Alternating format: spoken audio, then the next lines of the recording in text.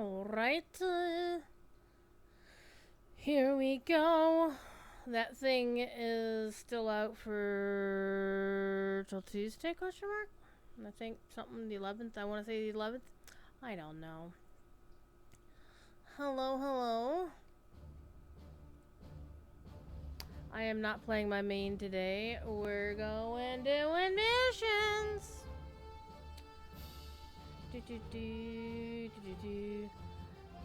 Quicksilver is wearing an elven. Quicksilver is my stout ex who loves elves. So previously she was wearing the Bright Company outfit. And now she's wearing the Mirkwood thing. Dyed gray. I would love it if they actually had a proper...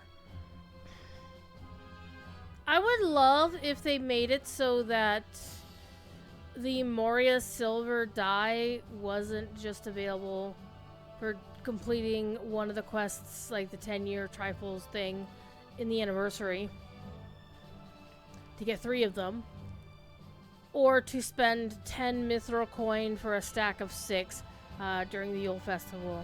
I really wish they would make it so that we could get the festival dyes without spending MC. Right, Scamper? Scamper is right over there. She's looking at me funny. Scamper? Come here.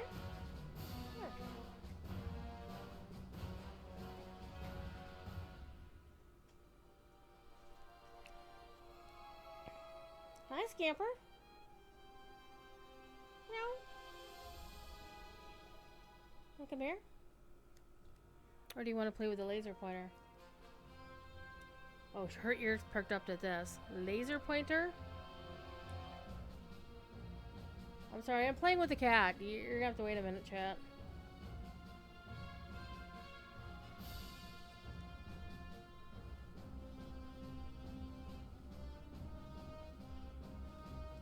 She loves the laser pointer. If I can get her to move close enough, I'll pick her up and let her come visit. She does jump up on the table once in a while, generally if there's food involved.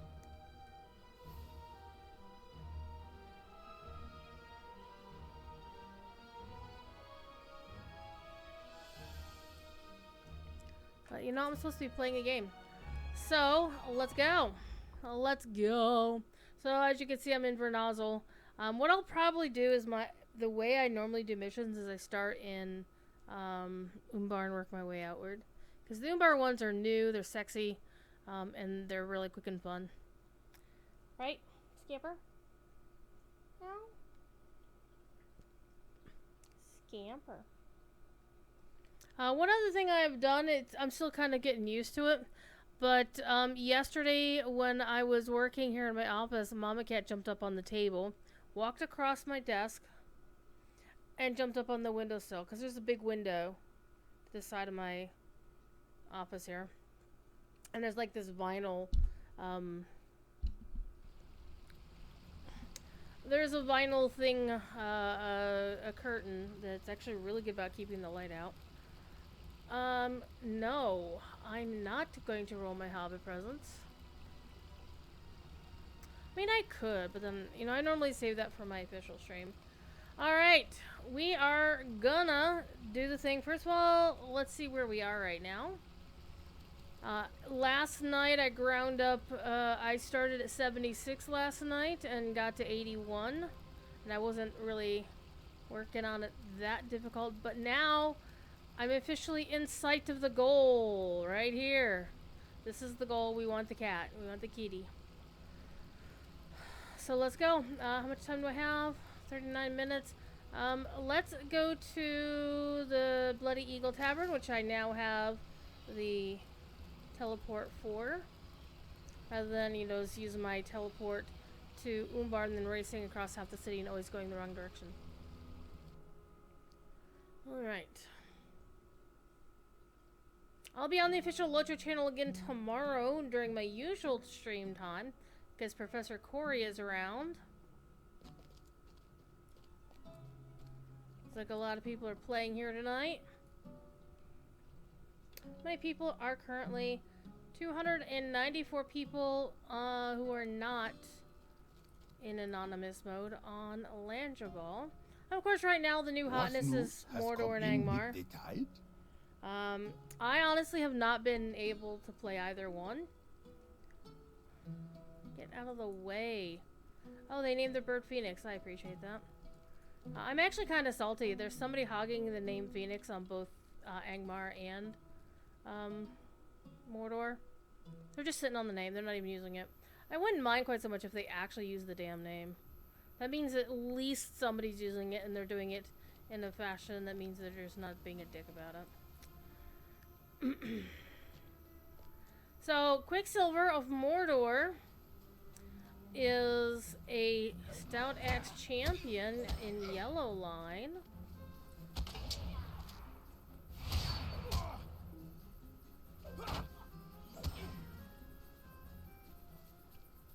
So for me, that's an interesting adventure to play a Yellow Line champion.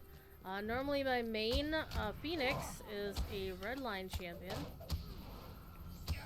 So here's the plan, is with this character, I'm going to play her until she dings 141, and then I'm going to switch to a different character.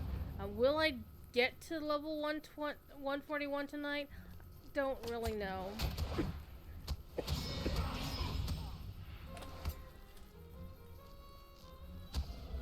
Last night, we started out at 133, I believe. Though I did a stupid last night. When I was, turning in the whole stack of quests in Erebor, I hadn't noticed that my XP booster had fallen off, so I didn't get double XP for all of those, which kind of made me sad. Otherwise, I would have been a lot closer to 140 by then.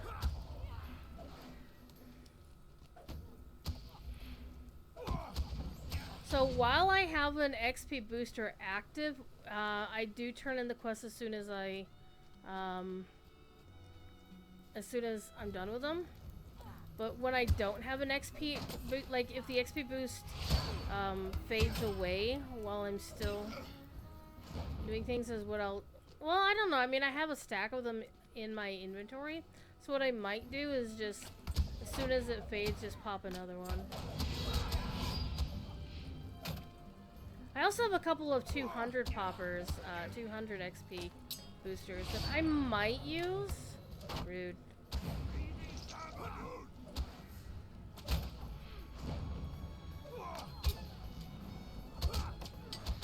Aw, scamper.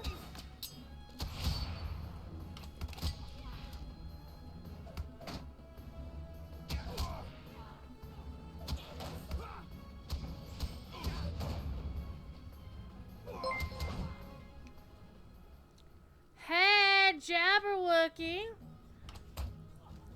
Are we getting a cozy raid? Holy shit! Cozy! What you up to, lady? Hope the migraine's going okay. Going away. Thank you for following, Jabberwocky. I was on the DDO official stream earlier today. And I got my cleric all the way from level 21 to 22 because holy shit, everybody's showing up. Neutral Agent, Corbin Brightwood, Cozy. Hey, portmanteau. What's the latest portmanteau? What's the newest portmanteau? I don't know. Harris Walls. Hashtag political.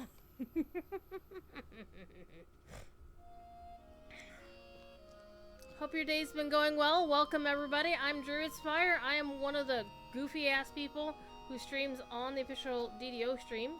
I also stream on the Lotro stream. In fact, I started there. Hey, I completed a quest. Gonna complete that quest real fast. And what I'm doing here in Lotro has come in with the tide. Is Lotro has a thing called a legendary item reward track where you can earn things based on. And they run for every 3 months, and so you earn things to help boost your legendary items, right? Keep kind of like your sentient weapons in DDO Only they're not as cool because they can't tell you that kobolds hate you, or kobolds still hate you. However, the track is ending in 5.5 days, and so that means I have 5.5 days to get this all the way over here, so that when I open up number 100, I get a lion pet. I need to have the lion pet. So what I'm running are these missions. Missions are, honestly, they're kind of like mini quests in DDO. Because Lotro is actually like it's an MMO that has a lot of landscape, like a shit ton of landscape, right?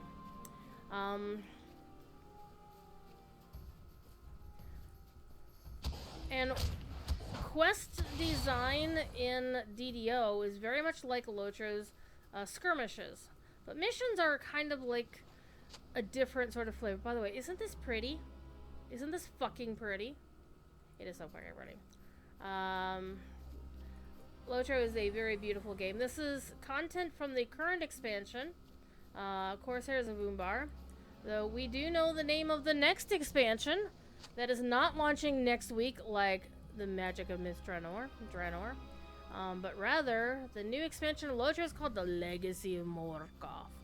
And you have to roll your R's when you say Morgoth. Gotta pretend you're like Shadowrun going, grrr! You know, do that kind of thing. Alright.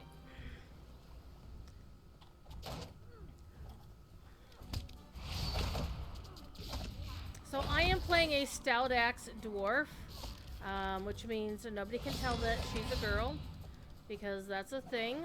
That's lore in Lord of the Rings, is it's hard for anybody who's not a dwarf to tell that a dwarf lady is actually a lady, because they are supposed to appear just like the dudes, which means either they have beards or they wear really amazing prosthetics and makeup and disguises to make them look like dudes. So these missions are like mini quests. You have like either a kill count or something you gotta do to complete your objectives, and then you go back and you turn in the rewards. And missions are really good for a couple things, is because they're so normally quick, like 5-10 minutes most, right? Not even that. You get a lot of XP for them, and you also get a lot of LI reward track XP as well, which means line goes up in a way that I really need to have go up. And missions are, there's basically, you jackass. Umbar only has a certain set of missions. They're always the same every day, and they reset every single day. You can't just run them over and over and over again until a ransack thing happens, like in DDO. We don't have the ransacked shit. So what we have are locks, where you can run each instance like once a day to get full rewards, and then after that, you have to wait until the timer is reset. And typically, unlike DDO, the timer on things is generally based at 3 a.m. Eastern time every day. So one of the cool things you can kind of sometimes get away with in DDO is they have to turn shit off there. Like, turning off events requires somebody to actually either patch the game or go in and actually just turn the code off to say stop running this event. So once in a while we get blessed with a couple of extra, daily dice rolls or something like that. Like when they do double daily dice. Yeah. But in Lotro, it's basically, other than one or two things, everything resets. The daily reset is 3 a.m. Eastern time on all the servers. So it's kind of good and kind of bad. So it's good in that I know that my gold roll, resets. Where's Jerry? He narrates a quest in a certain actually he narrates 2 quests now. He narrates Tower of Frost, which is given by a dude outside the Lord's March Bank. And he also narrates the Catastrophe, the quest that No Bob made last year after the PAX East thing. I don't know where Jerry is. I'm not his keeper.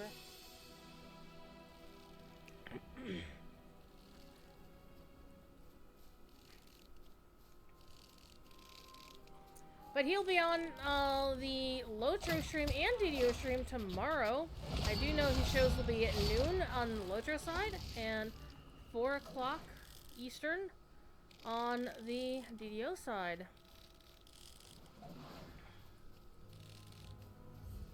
Why would Jerry be here? This is my show.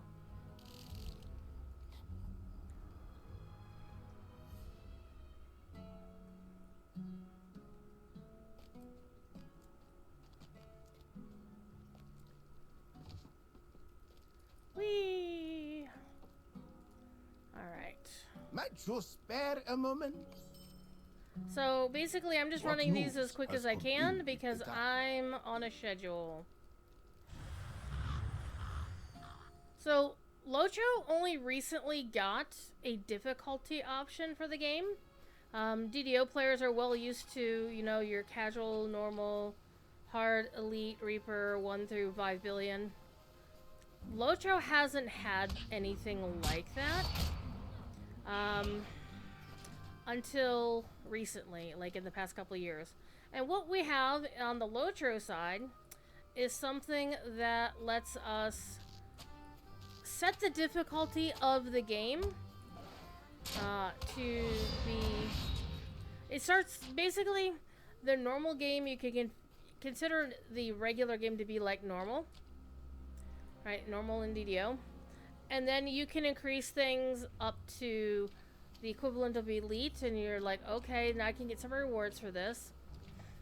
And then they have higher difficulties, which allows you to do the equivalent of Reaper. And you get rewards for playing it on those harder difficulties.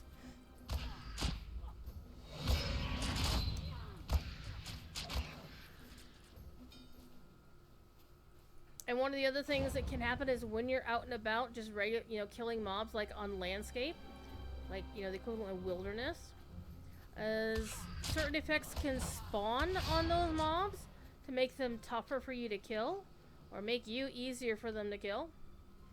And also, there's an orbital strike that shows up. It's basically the Eye of Sauron.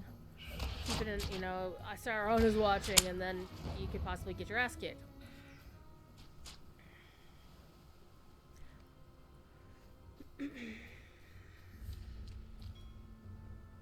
And I don't generally play on that mode, but I'm actually thinking of trying pretty soon, because I normally like to play solo. I like to play the game to have a little bit of fun. I'm not really here to, you know, prove how badass I am or anything like that. I just don't care. I want to play through the story. I set myself a goal, and then I proceed to that goal. Alright. And as in DDO, if you play things on harder difficulty, you get more XP for it. I'm not fussed about it. So I'm never going to be a person who's going to, like, speed level my way through Lotro. I am looking forward to the launch of Magic and Myth Draenor next week. There is indeed an update, or a bonus on the DDO side, a big bonus. Multiple bonuses going on right this second. Hey! Oh, I need one more crap from the... Whoops. Alright, I missed one. Can I get one out here? No. Oh, I need to beat up one more giant crab. Hey, you! Come here!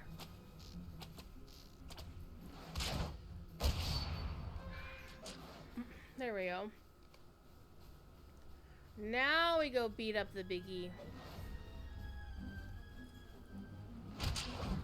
So for those who aren't familiar with Lotro, Lotro is the largest and most faithful adaptation of Tolkien's Middle-earth in a video game. To be fair, it's an MMO, so they've had a lot of time and opportunity to make it big and honking. Just to put it in perspective, this is all of our Middle-earth playground. We can play in any of these places, and the places we can go are illustrated on this map. All these dots you see, empty or not, is where you can swift travel to. So there's a lot of landscape we can play through, and many more places to go. And we got a new expansion coming out later this year, and it's going to be kind of fun.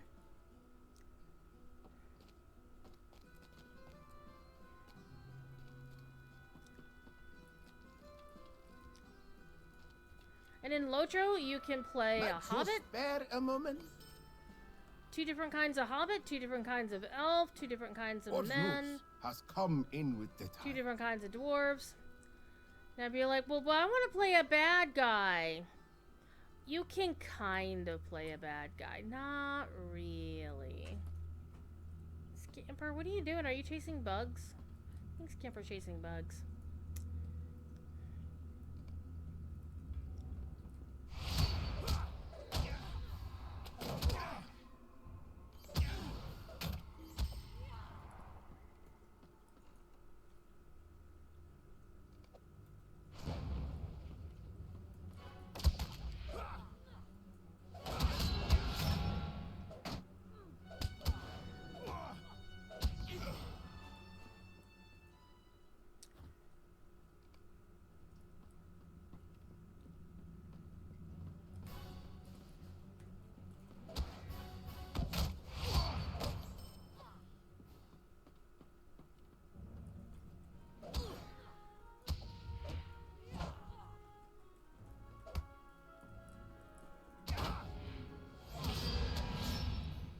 Shing shing. Hi, Scamper. What you doing? Hey guys, what you doing?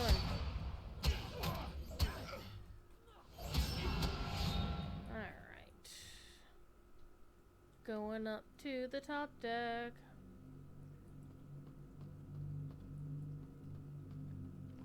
So my character is level 139. She is 11 levels away from level cap. However, if she gets to 141 tonight, which is very likely at the rate I'm going, then she will be retired for the evening while I go work on a different character who is not a stout axe dwarf.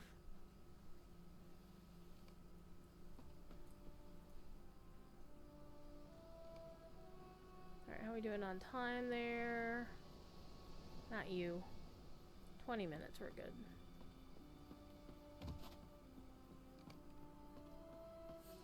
Hey, Captain Bellazam, get your butt over here. A bleed on your sorry ass. How dare you.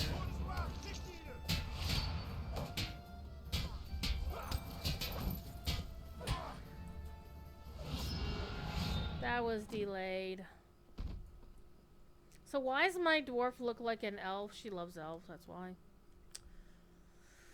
She's wearing an elf attire. This is actually the new outfit that came with the current Patron's Coffer. Mine was a gift from Do you have Standing need Stone of Games. something? As one Do of the you have streamers need of who something? got one. Hi, kitty kitty.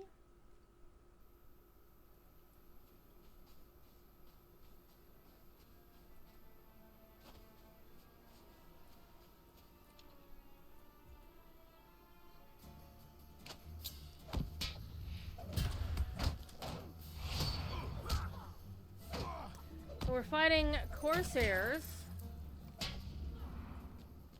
These guys are kind of... Okay, we're gonna get a little real-life political here. These are like... The Airsworn are basically traitors to Gondor. Well, their ancestors were traitors to Gondor, much like the Confederates in the U.S.-American politics. And... Well, they kind of lost, and so the king... You know... They killed a king, and then his son came back and kicked some ass, and there, all of a sudden, Gondor has the king from the rightful line again. Yay! So the Airsworn are basically kind of like the folks who go around saying, the South will rise again! I'm like, y'all lost. I've got underwear older than your Confederacy. But that's a note about real-life American politics. I won't talk about it much here, and I won't talk about it on the official channel, because guess what? We're not allowed to talk about politics in the Lord of the Rings Online official spaces, which is fine. I don't like to talk about them in official company places. I don't work for Standing Stone, by the way. Full disclosure. Well, it's not even a disclosure. I have never worked for Standing Stone.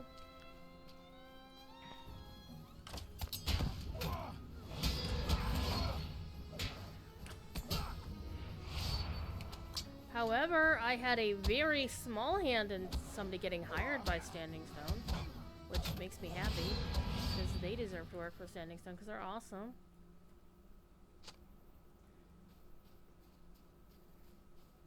In fact, we will do one of the quests, one of the missions that he made. By the way, look how pretty this place is!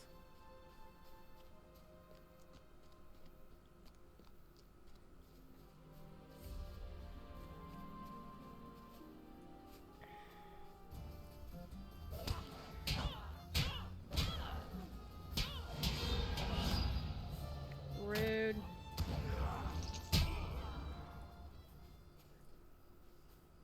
Oi! I'm right here. You're running right past me.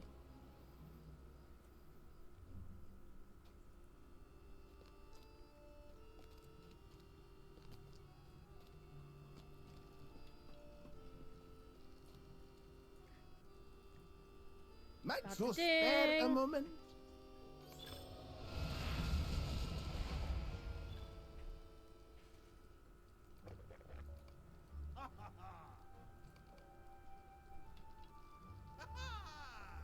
See, other people are celebrating the fact that I done dinged. That's very kind of them. I've got summons from the king! And I've been told to return to Carndum. Well, I'm not going back to Carndum. One thing DDO has that Lotro doesn't have, and it's kind of sad, is that Lotro's group finder kind of bites compared to DDO's. Might you spare a moment? I might spare a moment. Let's go.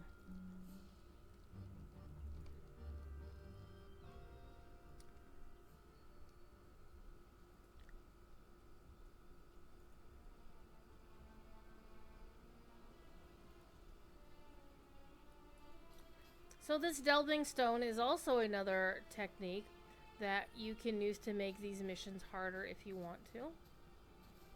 But you can only use it at level cap, which means I have another 10 levels to go. I also need to remind myself to use... Alright, can't use it now. However, what I do have to use are... not that. Some of these. Get myself some rested XP. Okay, that's all I want to use for now. I'm going to save the rest of those for the next character. Let's go beat up on things. Where am I on my ally reward track now? I'm already into 82. That's good.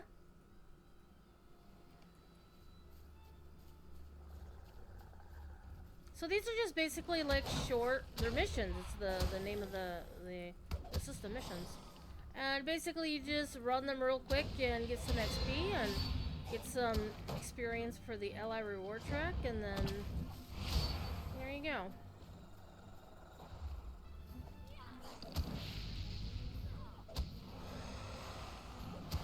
And I've done these so many times, I am kind of running on autopilot.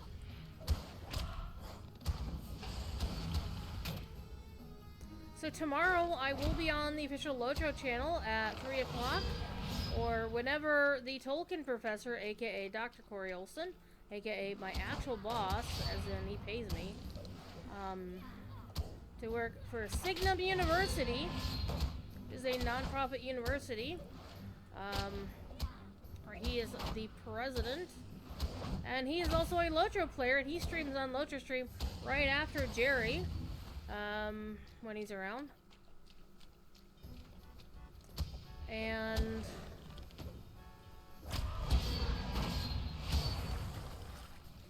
I was like, what sound am I hearing through my headphones? Oh, just the cat with her scratching post. That's all.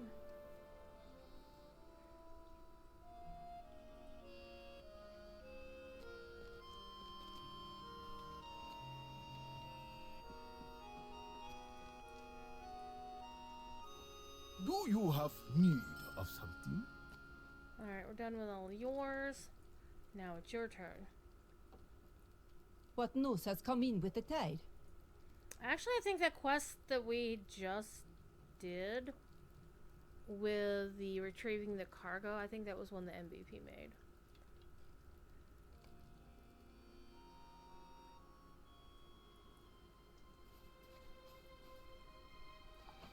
And look how amazing the water looks. The only downside is Lotro does not have any kind of swimming mechanics. And because there's no swimming mechanics, there's nothing underwater. There's no artistry, no designs. Nothing to make underwater look cool because there's no reason to. You can't drown in Lotro.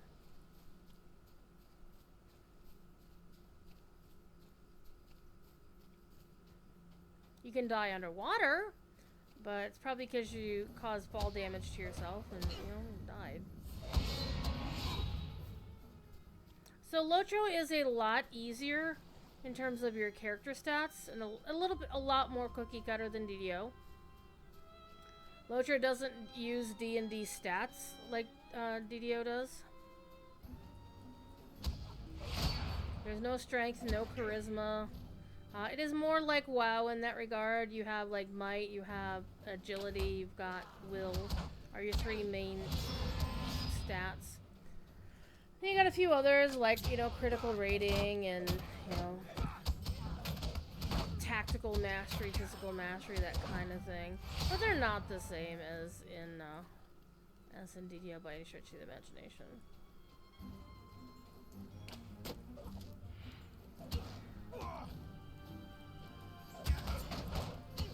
I knew you were over here, buddy.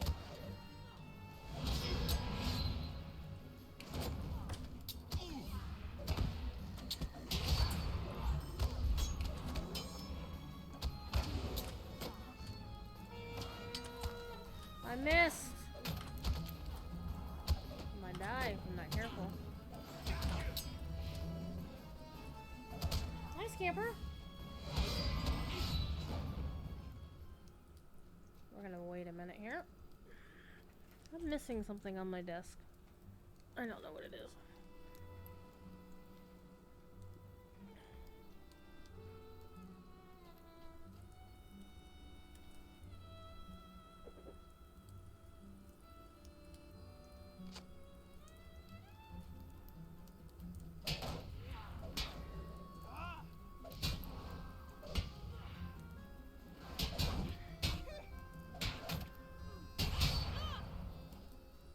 Got her.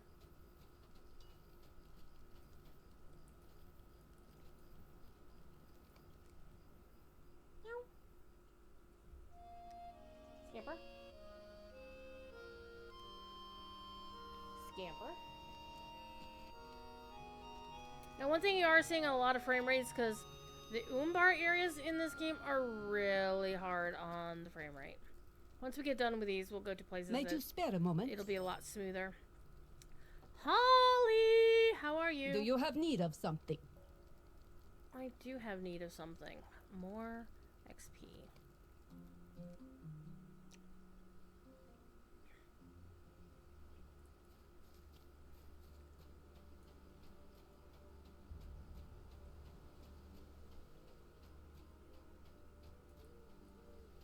I love the Umbari horns. It's so cool.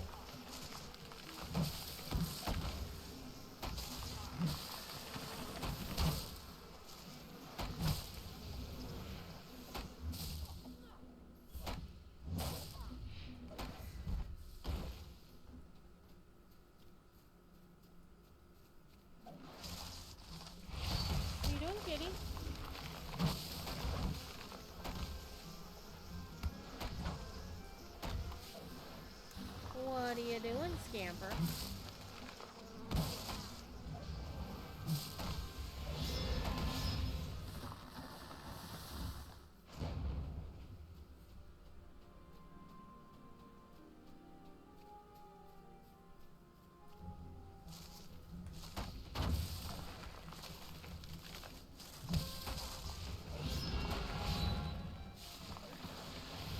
One thing I do need to do is I have bad back.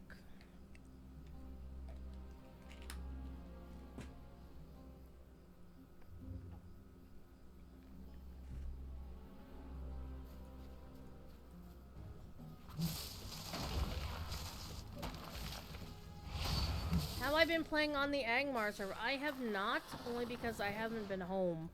I was away last weekend, at Gen Con.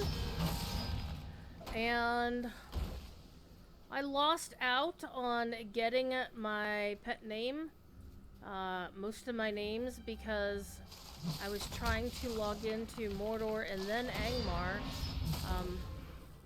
on shitty-ass Indiana Convention Center Wi-Fi, which sucked. I got a couple of my names, but not the one that I really wanted the most. That I have on every other server except Laurelin. And the person sitting on the name on Laurelin they've been sitting on the name for over a year. I've checked, and the person sitting on the name, well, it might be the same person, might be two different people, but the name is not available because somebody took it on both of the Legendary World, and I'm kind of salty about it, because if Standing Stone had done it even a day sooner, it would have been fine. Because I would have gotten Mordor sorted by being home, and I would have gotten Angmar sorted by being in the convention center, but on the convention center Wi-Fi not being overloaded by an entire convention full of people.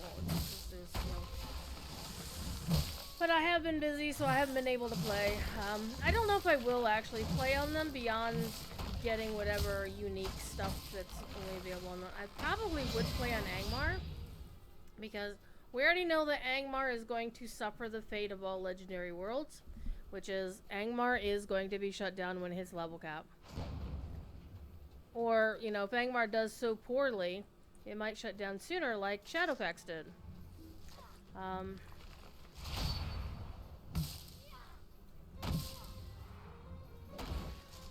What I do want to play in the Ring Wraith event is just, I don't have time right now. Because this weekend is devoted to getting the LI reward track done. And then, of course, you know, WoW is doing their pre-patch, which their pre-patch kind of sucks compared to previous years or previous expansions' pre-patches. Have I noticed much of a difference between 32 and 64-bit? Yeah.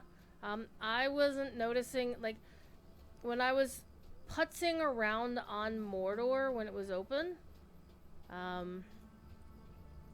even during the land rush, it was pretty good. Neutral Agent did hear WoW. I have been playing WoW only slightly longer than Lotro, and only because Lotro wasn't open when I started playing WoW. WoW pre-patch is not amusing me at all. Might you spare a moment? Because it's great if you want to level up your alts. I already have. Let me go look at my spreadsheet. I'm gonna look at this up.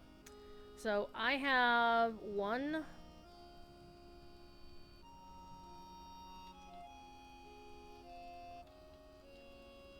2, 3, 4, 5, 6, 7, 8, 9, 10, 11, 12, 13, 14 characters in WoW that are level 70.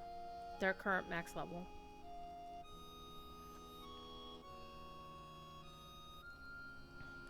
WoW's problem is that they don't respect people's time. Am I gonna level a neutral panda? You know what, Neutral Agent? That is definitely a thought, but I don't think I would do that, though.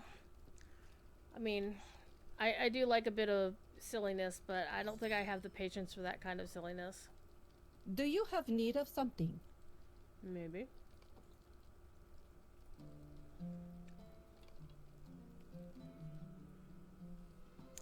But I did get to see my king recently, which made me happy. Josh Keaton, the voice actor who plays Anduin, was up in Columbus a couple weeks ago on the 20th, and I drove up to Columbus to go hang out with Josh for a few minutes and say hi. Full disclosure, I am privileged to be one of the moderators for his Twitch channel and his Discord, and so that was the first time I ever actually got to meet him and actually chat with him when he wasn't busy doing something. Well, he was busy doing something, but I was trying to recruit to the faction. We're outnumbered. Aww. Speaking of faction stuff, and thank you for the follow, I appreciate that, is one thing I was happy to be able to do recently is they had a welcome back weekend this past weekend, and after I got home from Gen Con, which is where I was last week when all this shit was going on, is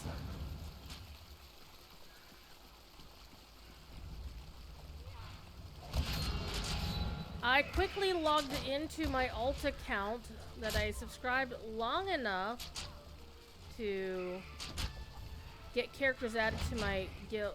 Because basically now you can have like cross-faction and cross-realm guilds. You can't have cross-region. Like I couldn't have somebody from the UK in my guild unless they were playing on an American account. It's kind of like the North American EU transfers in LOTRO. You can't do them either. Come here, little jerk.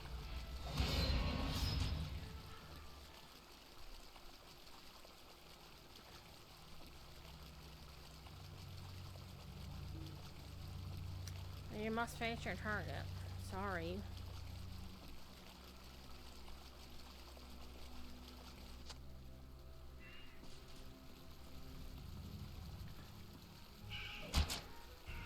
I wonder if folks will be able to play a neutral earthen. Or whether you're going to have to create in a specific faction, like,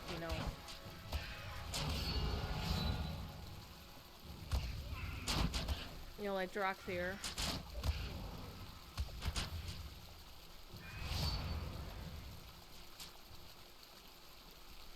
They start as Alliance and Horn. I thought so. I did actually get access to the beta. I logged into it long enough to play with the Earthen character generation just to see what they look like. Made a couple decisions on how I'm going to do it. I haven't even got the expansion yet, so I'll probably get it at some point.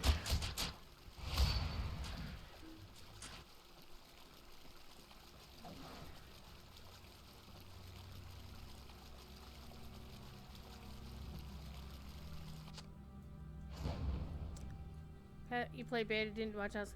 Yeah, see, that's really the thing is what I don't want to do is I don't want to spoil myself on the story. One thing I really like about LOTRO's testing is they don't test the epic story. Like they don't test the epic story in public. Like, I love it. Is that fact that if I want to do the epic quest, the first time I get to do it is live. There's no opportunity to do it beforehand. And I like that a lot, actually. Okay, now I noticed that my XP booster is gone. So I'm going to pop a new one. And turn in this quest. Do you have need of something? What news has come in with the tide?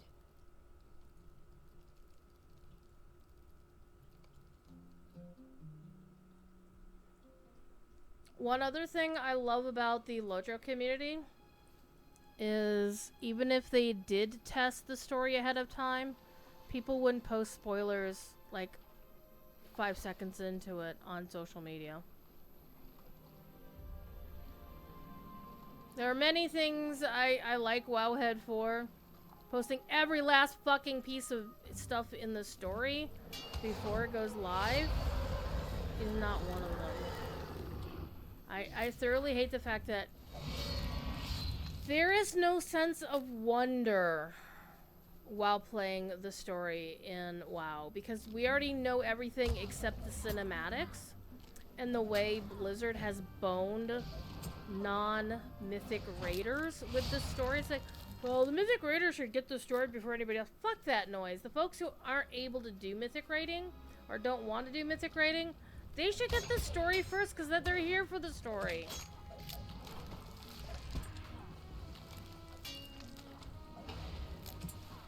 So I like that they're trying a little something about this with the War Within, but it's still not enough. They should make it so that people who want to stay away from the story spoilers should have a means to do that. Just for example, in Lotro, I mentioned earlier Professor Corey Olson, the Tolkien professor who plays Lotro and also streams on Lotro Stream on Fridays, generally at 1 o'clock, right after Cordovan. And we have a thing in his fan community is that he has only played Lotro up to the story midway through the Minas Morgul expansion. We've had 3 expansions since then. So he's played stuff up to level 125.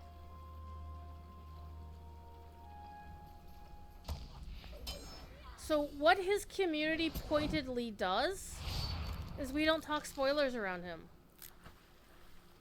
And because people don't talk spoilers a lot in general until things are well past spoiler time, he gets to experience the story as if he is playing it the day it launched, which is perfect.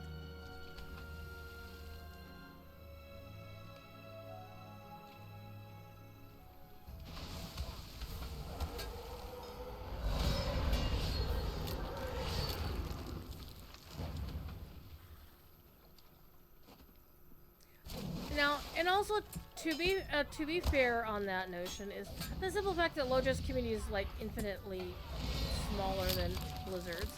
Understandable. We know that is a thing. So far fewer people to spoil stuff on social media.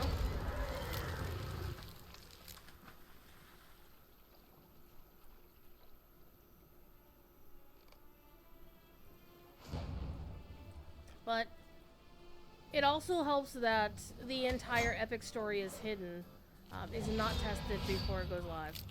Which, you know, you could say, oh, that, you know, it's kind of a bad thing that you're not testing this shit before it goes live. On the other hand, it's story. It's not raid mechanics or anything like that.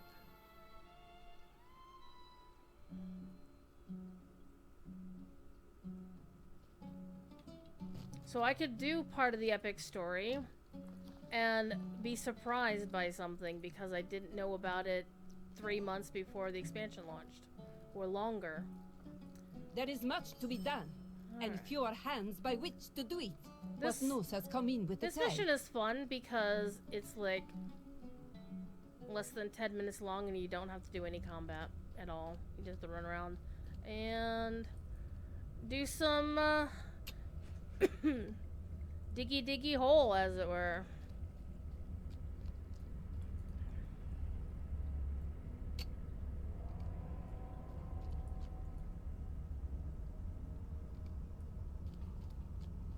Gotta go rescue some dwarves and excavate some rubble.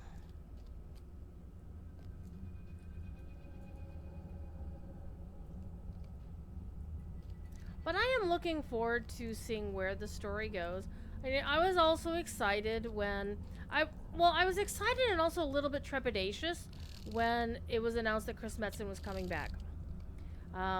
Chris Metzen can tell an amazing story, can really vitalize, you know, a lot of the Blizzard fan boys and girls because, you know, he didn't get bogged down in the Alex Afrasiabi bullshit.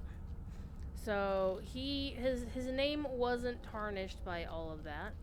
Whether he had a hand in it or not, I don't honestly know. All I know is I met him once, twice actually, and he seemed pretty cool, pretty chill. And, you know, it was okay. But I think there's definitely some concern that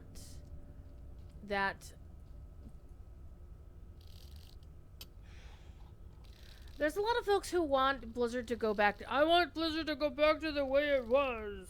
And I'm like, yeah, no. Ask most ladies who worked for Blizzard back then, and they don't want it to go back that way.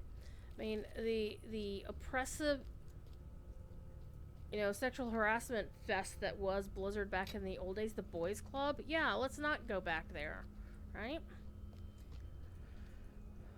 And also, let's be honest, some of those dudes kind of did a shit ton of cultural appropriation that the current writers and quest designers are still having to dig out of those holes.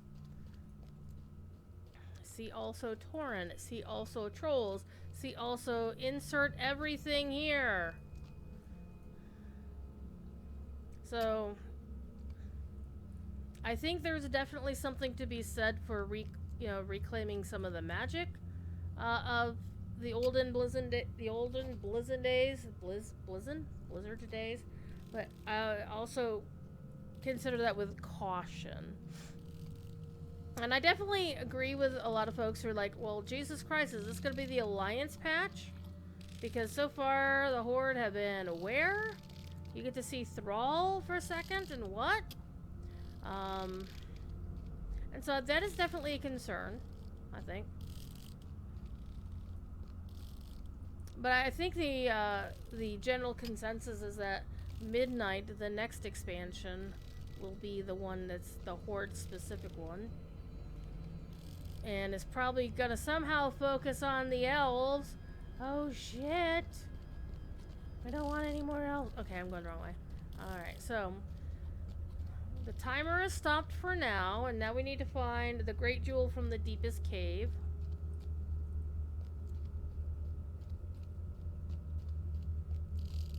Now, I've actually seen this jewel appear in multiple places.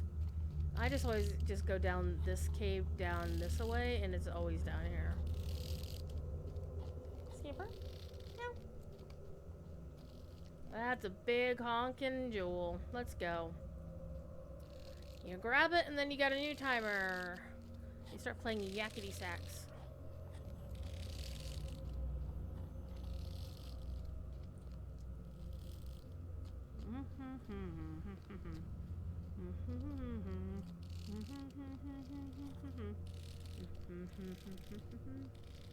And I have to tell you, if this is the quality of their rail work, they kind of suck.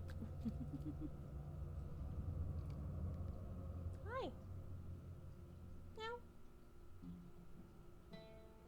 Meow. Where? Come on, Skipper.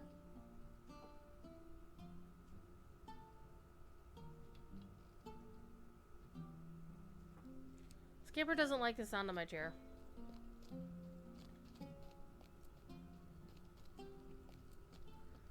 Alright, we are done with all of the Umbar missions. Might you spare a moment? Okay, now for my next trick. I'm going to do one mission in Vernazzel. And that will get me to my level 141. Is Mama Katie getting more adventurous? Yeah, Holly. She actually jumped up on the table. So, yesterday while I was working, she jumped up on the table, walked across my desk, and then jumped up on the windowsill over here. This big long window I have next to my table. In my office here. And You are welcome among us, friend. For the Jelruka. And you know what? I can get my quest here a different way. Brothy, let's do this quest here. Conquering the 3 Peaks. Just gotta go talk to a couple people. And by dint of her moving around and trying to get comfortable on the shelf, the windowsill, where I had stuff on it, you can kind of see where this is going, right? I took a moment yesterday and removed all the stuff off of the windows. In games, I allow for chance. I take no such risk in war. At your service and your families. Oh man, I am literally like, I could step out and kick something. Let me go see if I could find a monster to kill outside.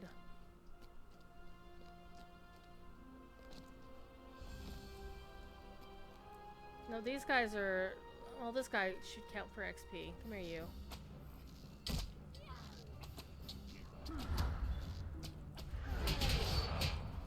Well, he didn't count.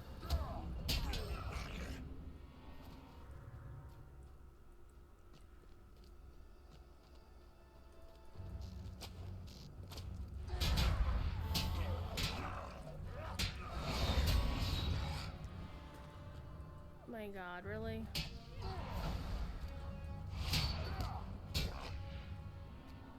We are so close to dinging.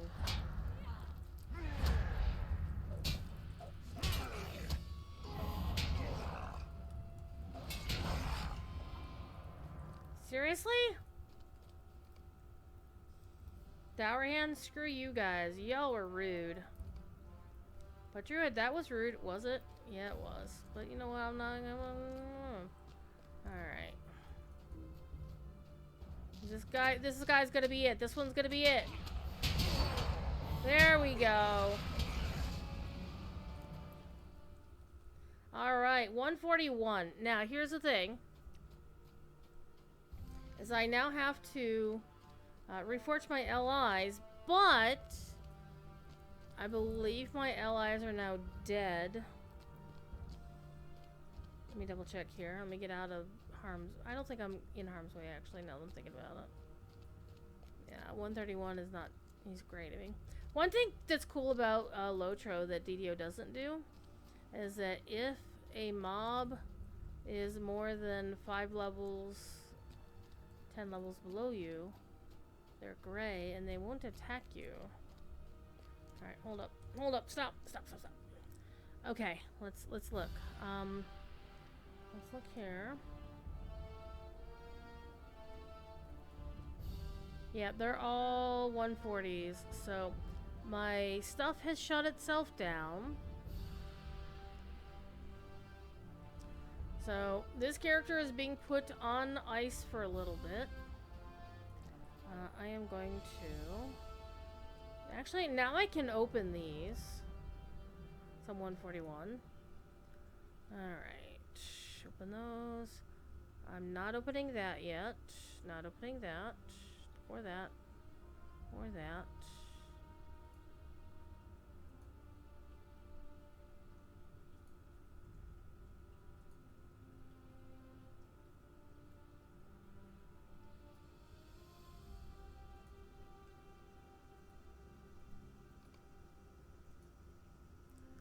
Okay. So many boxes to open.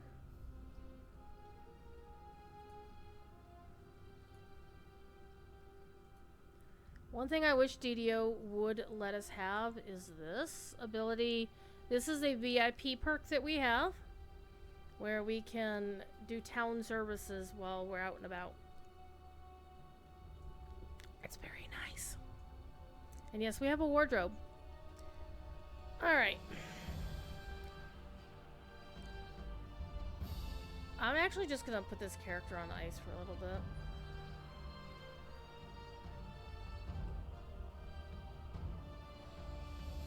One thing I do need to do, though, is... Not that. Mail. We're gonna hop over to my Runekeeper and play her for a little bit. Doing a lot of the same things we just have been doing. She can't use that either.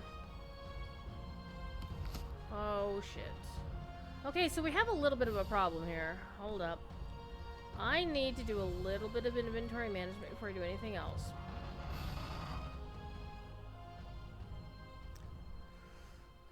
Alright, time to do a little bit of inventory management, because one of the things that happened recently is that I went and transferred shared storage from another server in, which is something you can do in Lotro, which is very handy. And we're just gonna come over here. I'm gonna come over here and chill.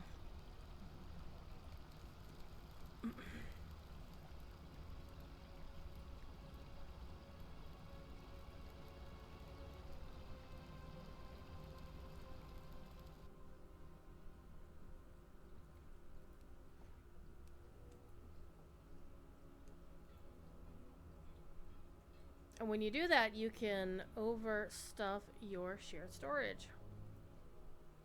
However, what you have to do is you have to clear it out before it can add new stuff, or otherwise work with what you've got.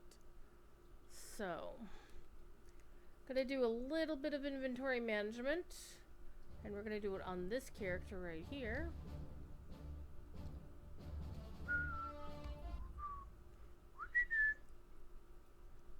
Do do do do do do do do do.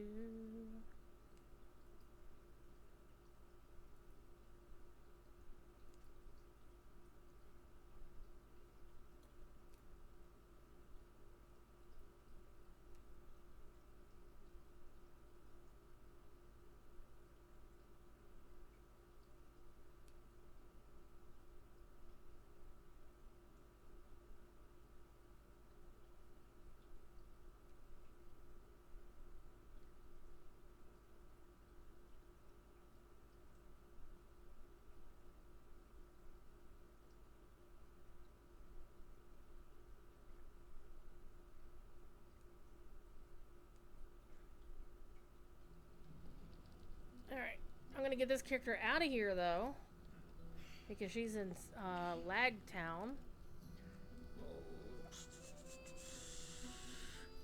Let's go to my mead hall. It's nice and out of the way.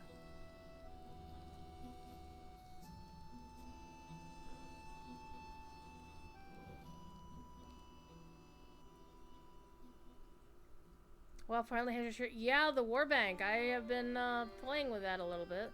It's limited in some regards, not gonna lie, but it is very nice.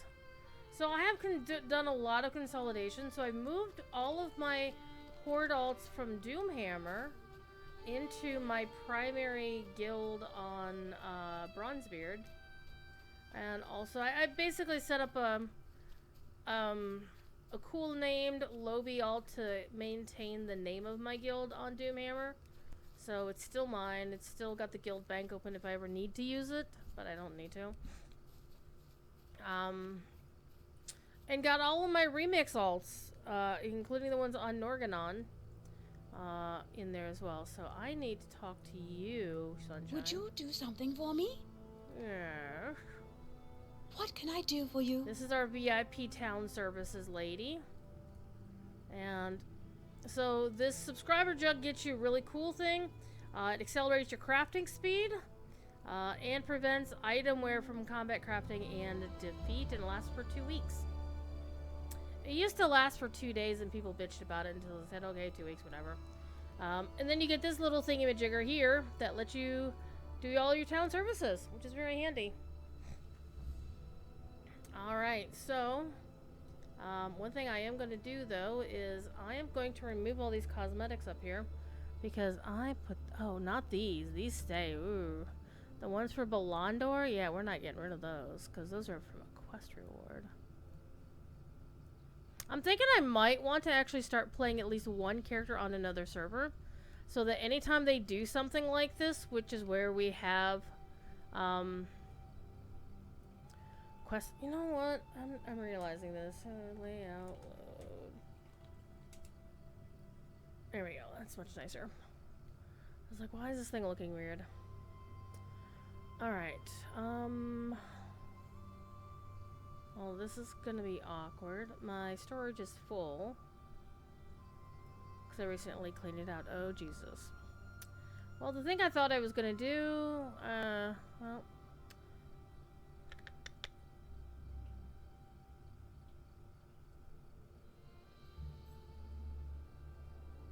We're still gonna do some stuff here.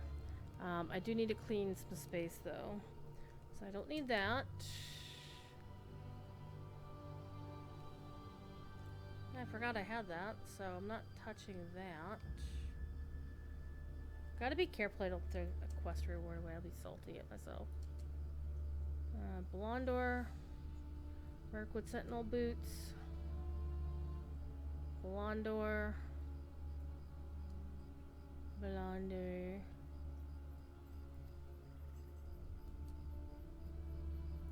Okay.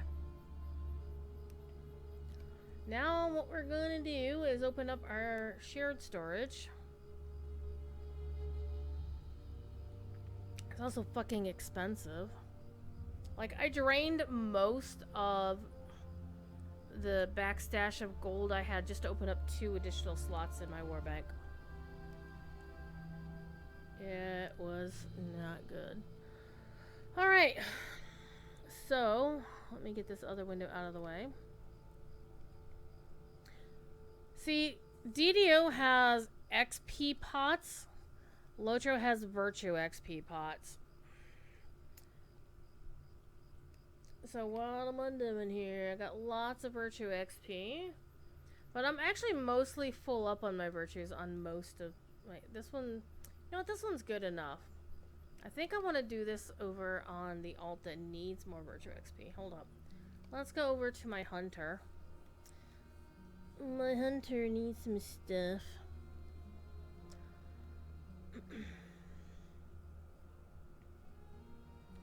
And we'll get back to grinding missions here in a minute. Waiting for that Advil to kick in. So yeah, I was at Gen Con last week, which is why I didn't stream. I was busy working the Catan booth all weekend long. Alright, come here, Hunter Hunter. One of my oldest characters in all of Lotro is not wearing her original name. Her original name used to be Kiriana, but when I transferred her to Landy, I already had Kiriana here, so she became somebody else. She became Ithilris. And so this is what the new outfit looks like when you dye it white. But I would like a proper silver, so I would love it for Standing Stone to make the Moria silver dye available in many different ways.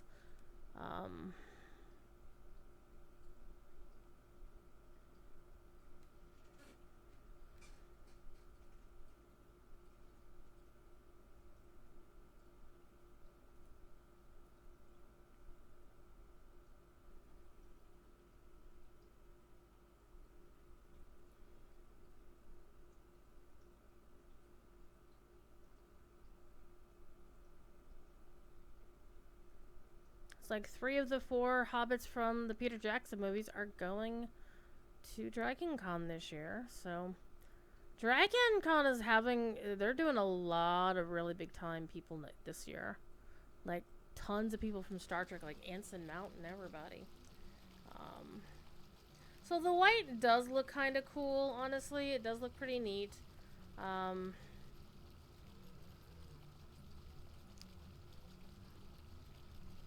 Okay, I do have my thing here, so we're gonna do this. Let me take a look at her virtues. Yeah, she could use the virtue help right now, so we'll start with Valor. Valor's almost done. We'll look at Determination. Determination needs some help, so that's the earning. Alright, so let's move this over. And let's clear out some of this virtue XP here. So all this crap came over from Crick Hollow, or was it Crick Hollow? I think it was Crick Hollow, actually. And we're just going to use them up to get them out of my inventory, because as you can see, I have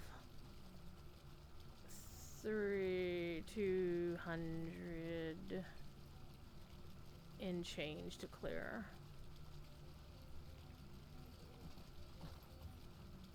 We might get it all done, we might not, I don't know. And then we can get back to our ship posting. So I do want to clear, because I need to get something out of that dwarf's inventory and into my other character's inventory. Come on, you. Stop being cranky.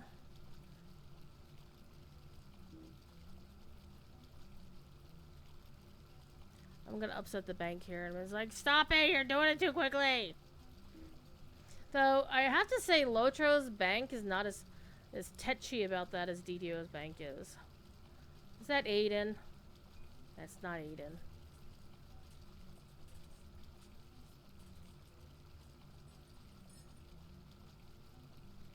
Alright. And all this does is this boosts your virtues. So your character gets tougher, it gets better.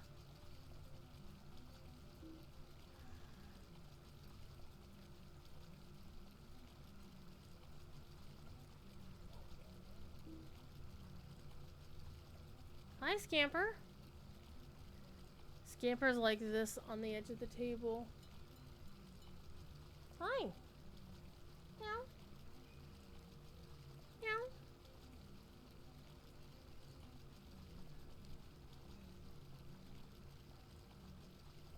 Scamper gets pets.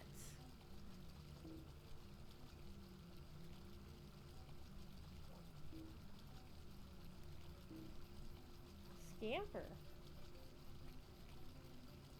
Come here, Scamper.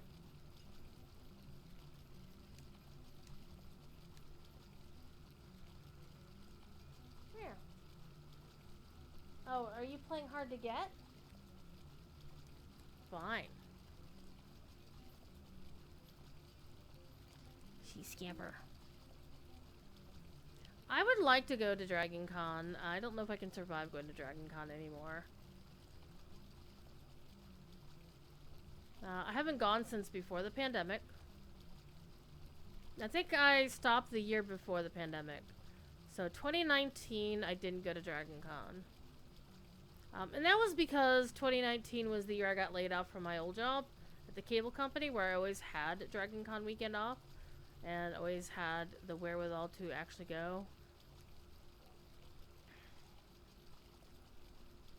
And the whole thing that they do now with legacy hotels makes it very difficult to get hotel space close to the convention without spending arm and leg and half a billy goat. But apparently my friend Mark, who used to work at SOE, I think he survived the purge when it became Daybreak, but not for very long, I don't think. Or else he'd get laid off then. Don't quite recall.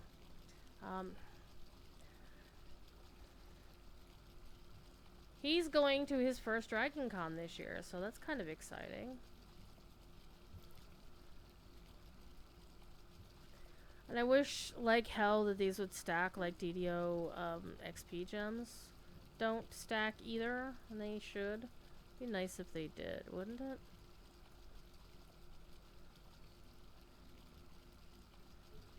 Alright. We're still going. We're still going. They really do need to stack.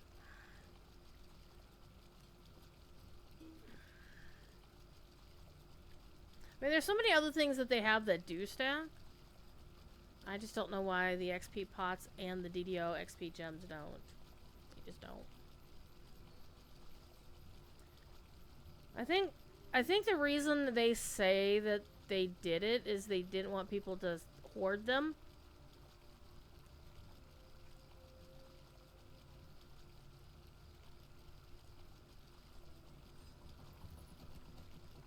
Standing Jones, you know better.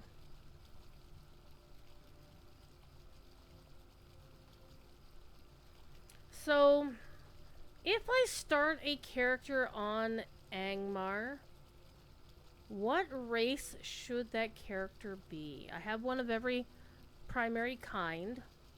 I have a River Hobbit, I have a High Elf, I have a Stout Axe. I don't know if I have a race of man. I don't think I do, actually.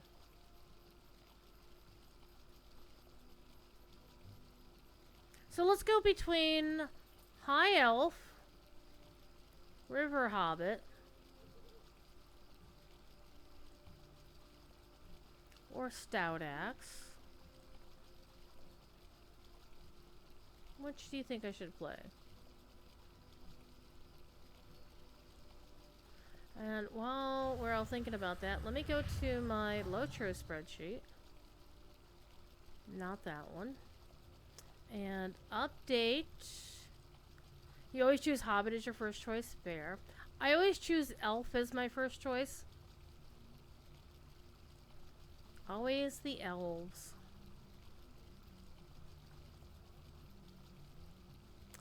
Okay, Quicksilver is now 141. And I need to mark her level item here with red to indicate yes, her allies are garbage.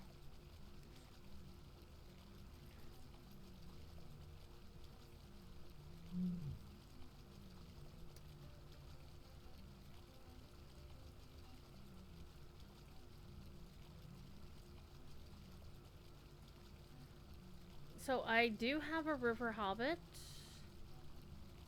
on Angmar.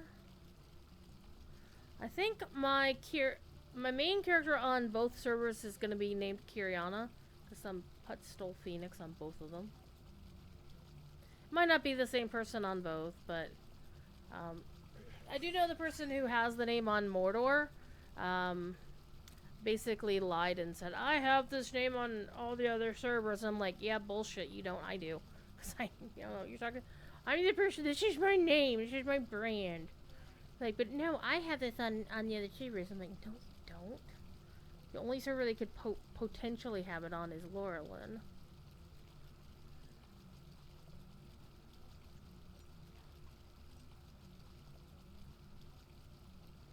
Playing Hobbit Hunter on Angmar. I think I might have made my River Hobbit a Hunter, I don't recall.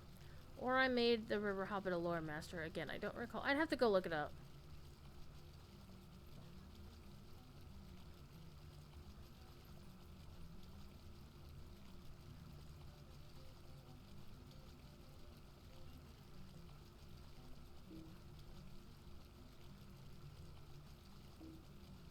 Because I made the characters when I was away from home and I haven't added them to my spreadsheet yet. I need to do that after the stream.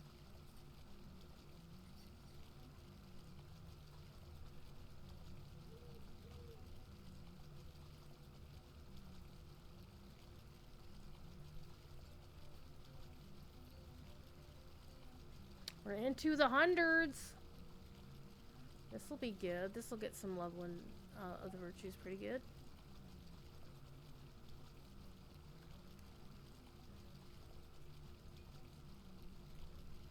How are we doing on that one? We're at 84. Yeah, we're probably going to get that. Well, I don't know. I haven't made a Bjorning on either server. Though I understand Bjornings are the hotness that will get you to survive the lesser wraiths. I am very happy about the responsiveness Standing Stone has had about the concerns about wraiths appearing in solo story instances. The fact that they're going to try to get that fixed is amazing, especially so quickly. That is solid work there on their part.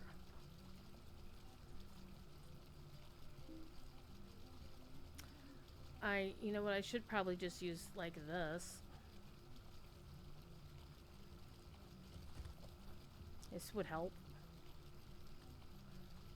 I always forget about those things until I forget that they're there.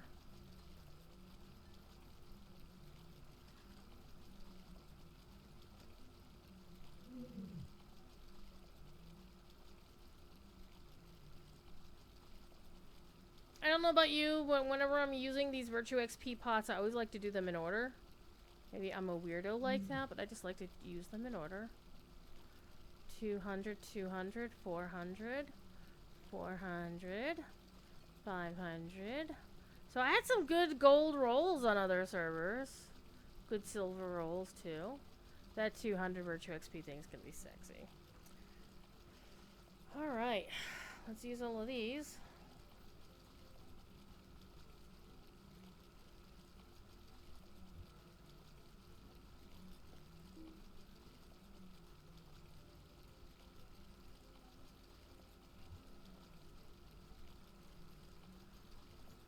Are we gonna max it out? I don't think we're gonna manage to get to the 92 on determination. Game? No, not by any stretch of the imagination. Got to 90 though. 91! We almost got to 91. That's pretty cool. So we're at 90 and almost to 91. Okay. So that's not so bad. But I'm still a few over the thing, so we need to look for things that can stack. I could pull these out and send them off to Azure Bell.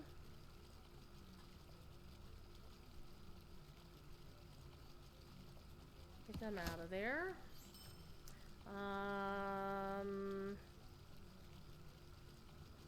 Man, I got so many Ringlow Steeds.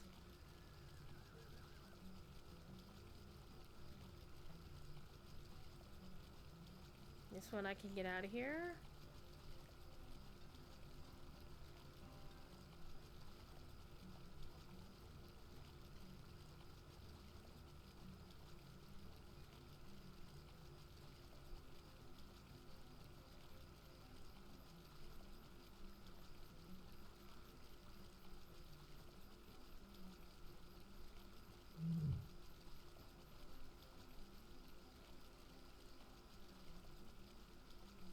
We're almost there, chat. We're almost there.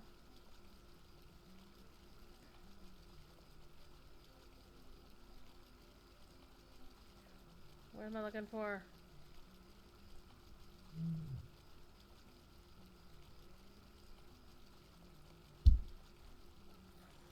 Oh, it's right here. Duh. Jesus, Drew, don't be an idiot. Save the sconce. Alright. Send the housing decos. Let's open these up.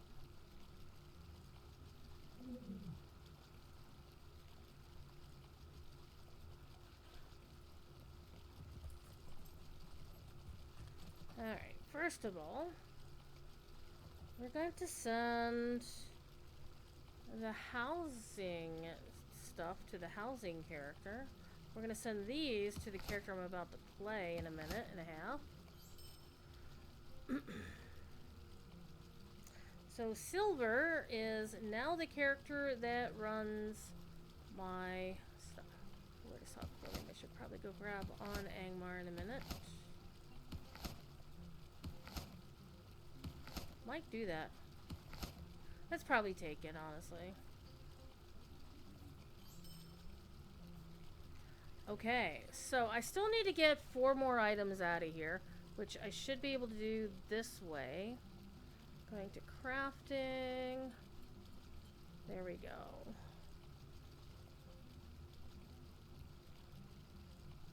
Anything that can stack. Those will stack. Those will stack. That'll stack. This will stack. I can just use those. Okay, so we're under our limit, which is what I really needed more than anything else.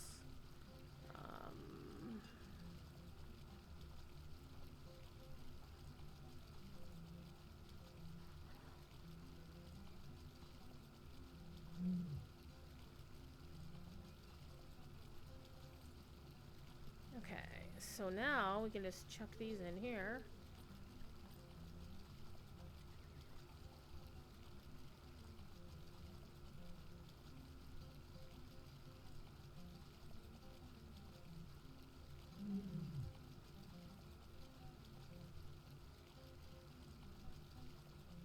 Okay.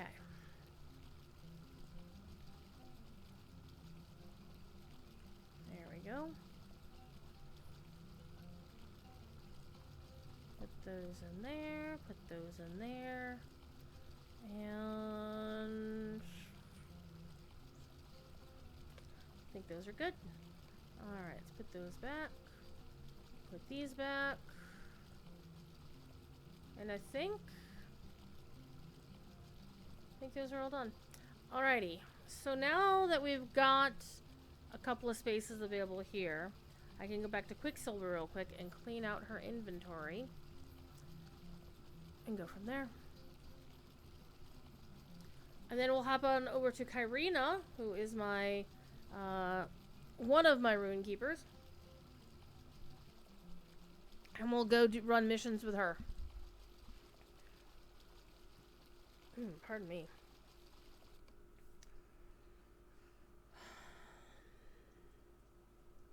So yeah, let's compare. You can see as soon as the character loads. So this is what the outfit looks like in white. And this is what the same outfit looks like in gray.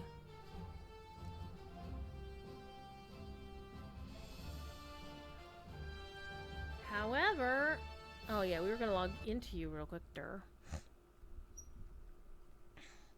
So tomorrow I will be on the official Lotro channel at 3 or thereabouts, whenever Corey is done streaming. And I will be hanging out in chat during Court of the Rings. Which, you know what? Shit, I haven't watched last week's Court of the Rings or Fridays at 4. Wait a minute. No, I watched them later. I watched them in my hotel room last weekend. I did watch them, never mind. But it was, I did say hi. I did actually troll Cordovan just tiny bit by saying hi from Gen Con, because I'm that asshole. do do do do do do do do do do do do. 25 August at 6 p.m. Okay, well, I will be at work that time. Okay, so now I can clean out my inventory on this character. And... Ah! Alright. First of all, let's do this. There we are. And what to go here? Go into my shirt storage. Because I don't need these 2 bags on this character right now. And that goes into boosts. And that goes into boosts. And that goes into boosts. And all this other crap goes into boosts. I don't even know why I use that anymore. Because I'm always VIP, so I don't need it. Don't use that because I don't care. Don't use Tomes of Defense either.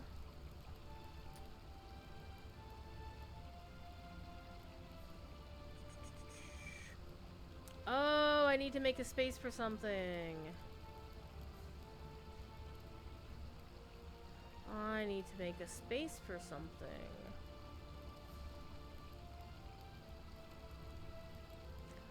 I'm gonna take this out. And I'm going to put this in here. Because I can't use that on this character anymore. I'm too over level.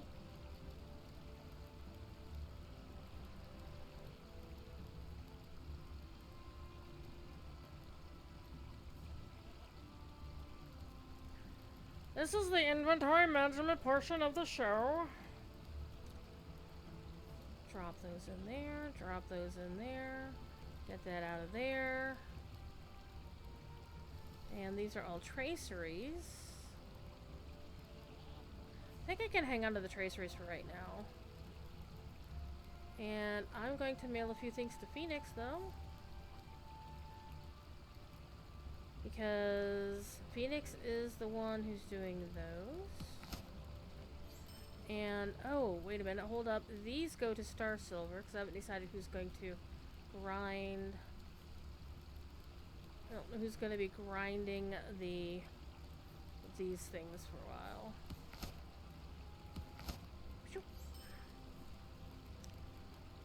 And... goes back in there. And... let's sell things.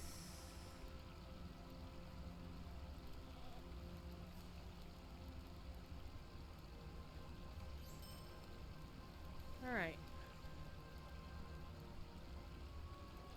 crafting mats. We'll send those off to where they need to go. One thing, if you never noticed, crafting mats in Lotro will actually self-sort based on the craft. Spice goes to the cook. Soil goes to the farmer, who is not the cook, the scholar. Those go to Phoenix. So Kyriena's gonna get those too. And this will go to the jewel crafter. And hi, Scamper. What are you doing, Kit?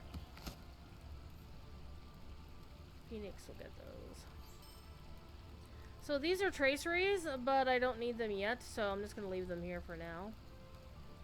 Alright, but let us abscond to Kyrina, so she can start grinding some missions and get us some LI Reward Track XP. Hang on, let me see where we are. 20, 60, 80. We're still on 82, so, but we're almost done with 82. My goal is to get to 85 tonight. So even after the stream, I'm going to keep doing this. But we're going to go for about another hour and a half, I think. Another hour, hour and a half. And then I'll keep working on that. So now we're going to go from playing a character that goes shing shing and gets up into everybody's faces, and we're going to go play a character that's going to zorch them with lightning. It's so much fun. She's my scholar and my farmer, and she's right over here. And her allies are already good to go for level 150, so I can play her until she hits level cap. We're gonna go do some missions, some missions, some missions. We're gonna do some of the missions we did earlier in the stream. Druid, why? Because honestly, the Umbar missions are like, as you work your missions backwards, they get longer. And the original missions were like, wow, this is pretty fast. And then after we're like, holy shit, it's not fast at all.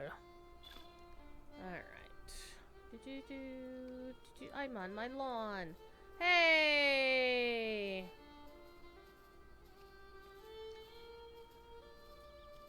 I think we're gonna do this the rest of the stream. I mean, I do have the Mirkwood stuff here. Again, thank you to Standing Stone Games for the code for it. I know there are folks who are like, why do you get a code, but I don't? Hold on. Let me stop and use that. And it really comes down to being a known person more than anything else. I am a merrymaker. Okay. Let me get Could I speak with you a moment? You may. Hello there. Hi. Okay, why do I have all three? Oh, wait a minute, hold on. Hold on. Pardon me.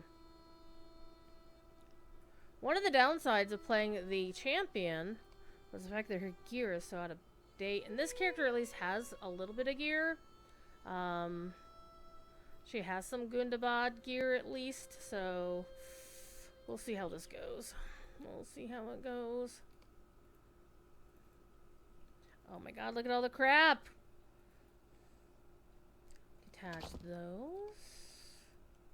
Detach those. Detach those. Detach those. Do. All the crafting mats! Alright. Of course it's one I already know.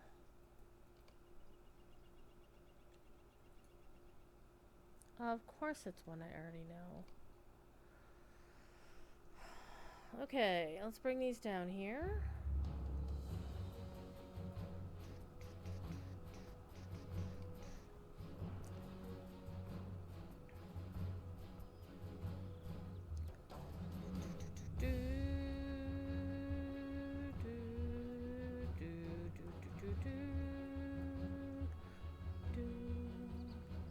I I wish there was the button in Lotro like there is in DDO that will basically be like, deposit reagents! That would be so nice to have, wouldn't it? Alright.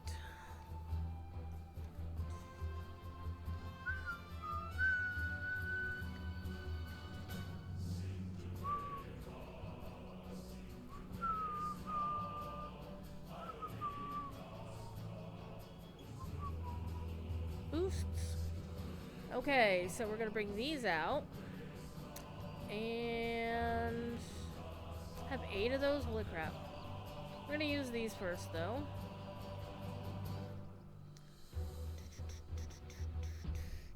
And we're going to use our perks. Alrighty. We're good on perks. And we're good on rested XP for right now.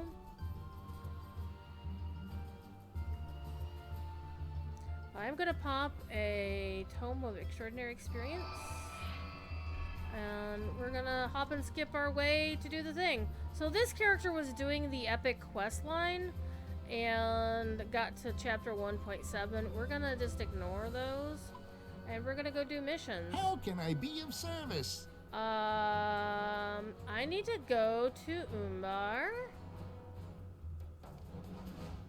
So we're gonna actually go to Umbar with using the teleporter that came with Corsairs of Umbar.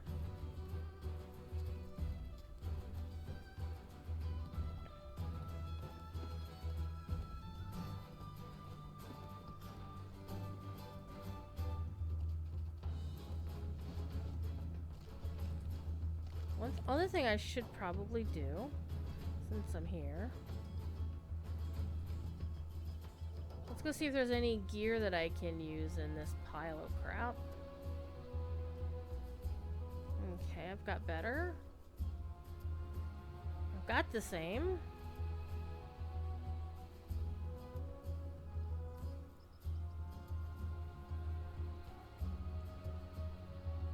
Got better. Got better.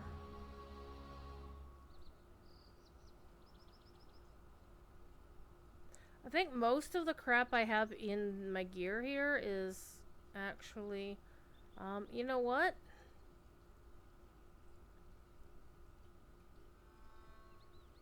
The actual Pendant of Silence feels to me like it's a better item than the raid piece, which is kind of sad if you think about it.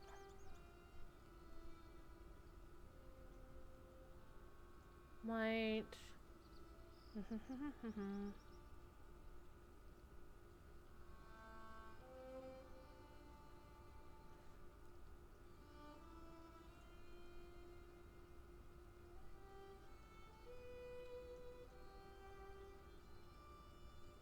Yeah, the file is better than the raid piece. Go figure that one out. Okay, so this is going to be a definitive upgrade.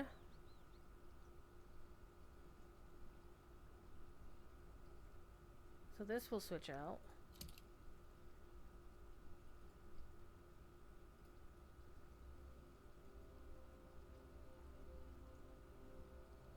Also a definitive upgrade.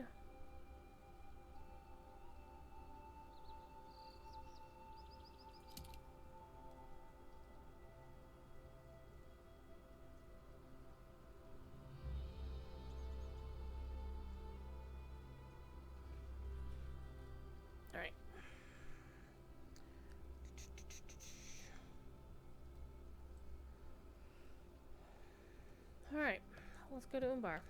So we can do the Umbar missions real quick. So many people are already level 50 on Angmar. I saw people that were already level 50 within the first 24 hours on both servers. My highest level character on either of the two servers, 6. Why? Haven't played. Have not played the two. Come on, quit loading. Yeah, there we go. How does that sound when we're skipping?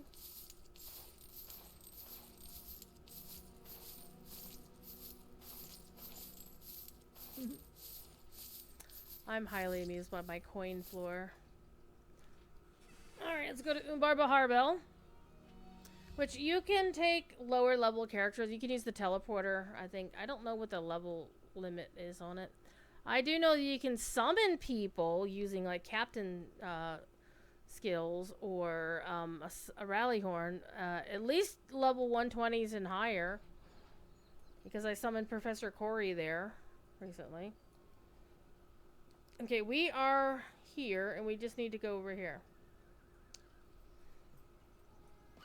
Let's hop and skip through the very laggy town of Umbar.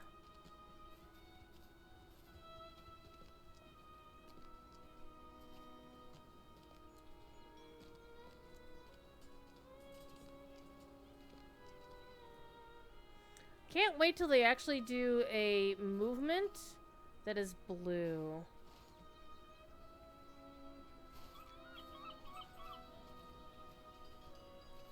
Like, I'm sorry, not a movie, but a milestone skill that does some sort of blue effect.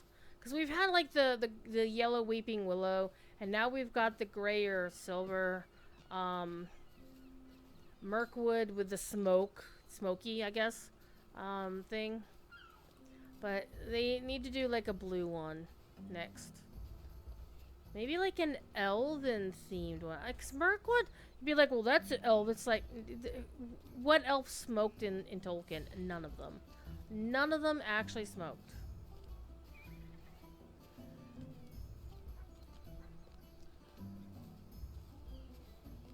So this character has her allies updated, so she is good to go.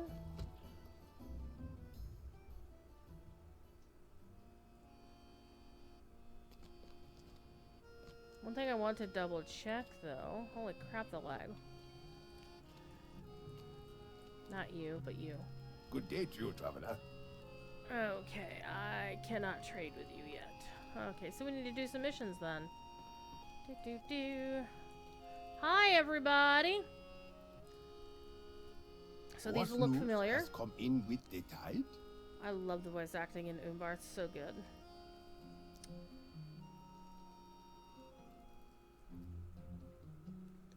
You can go see how Cordobin is doing. I think he said his character's name is River Master because he's a dork like that, because he's playing a lore master. So you can add him to your friend list and see where he is. I think he was, what, level 15 or something on his stream? He might have done better by now. I'd imagine he's been playing the game like everybody else.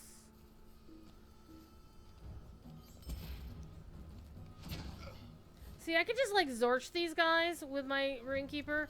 So I am definitely putting out more damage on my Runekeeper than I ever was on my Lore Master. Or on my, champion.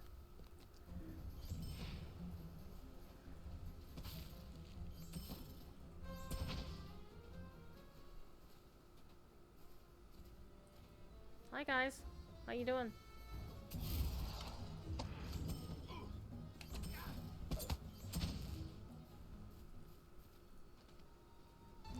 Tra-la-la-la-lee. So I think I should... Oh man, you know what'd be really fun to do? Is to have an elf Runekeeper and have them use the thing. He was on... Yeah, I don't keep track of where he is.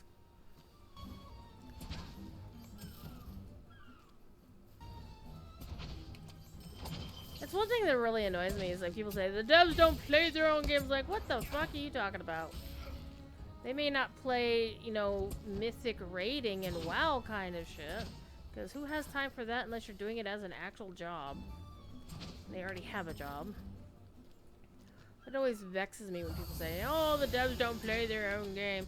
Because players are always going to know the game better than the developers. That is true of like every single game I've ever played.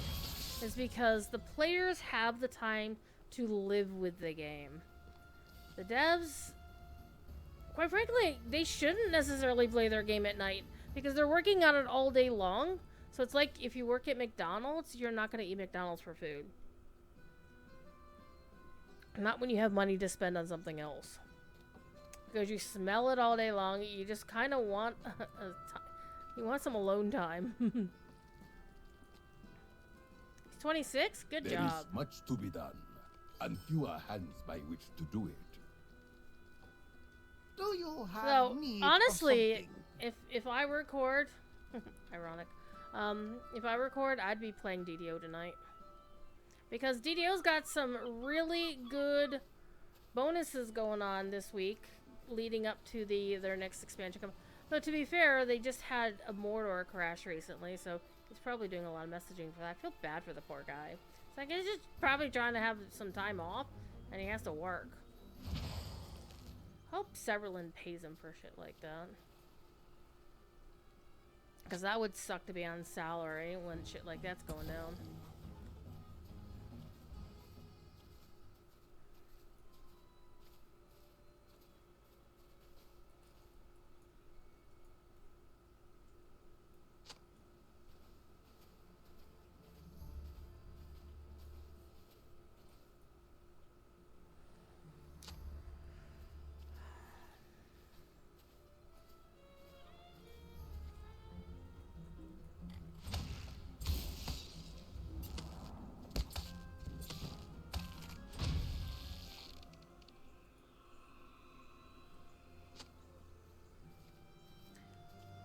But think about an elf with the whimsical movement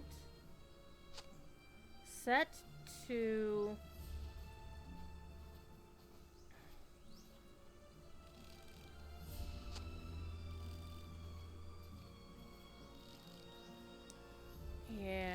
and then just run around and going tra-la-la-la-la all the time.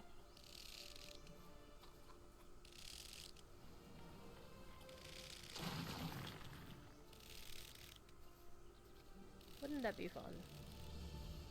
I do have a couple of cool, semi-serious elf alts. I have one named after a folk song from the 70s called Moonshadow. It's a high elf burglar. And when I was working with the character generator, I made him look like somebody's granddad. So I've decided he's like somebody's dad. And I would imagine he'd be good at dad jokes. Because, the best kind of dad jokes are the ones that just sneak up on you. Right? So I imagine Moonshadow is really good with the elven dad jokes. Speaking of dad jokes, I can't wait. Okay. For those who are not in my Discord, we have a politics channel where I make it very plain which side of the current chaotic American political landscape I live on. It's the one where people are the one where people are wanting to do nice things for other people rather than do nice things for rich people all the damn time. So I am here for Tim Walls' dad jokes. I don't care. Now, I'm gonna be super, super sad if they lose, but I think we're gonna be in for a good time for the next 90 days.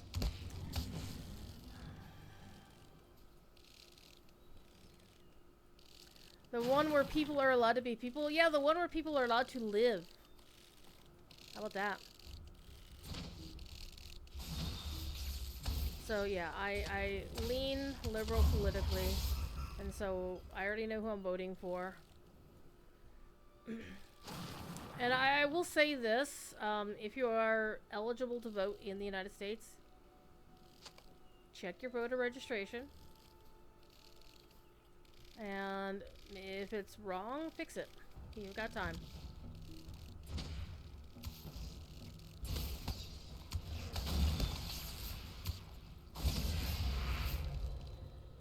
I like that one. Just drop it on things when you don't need it.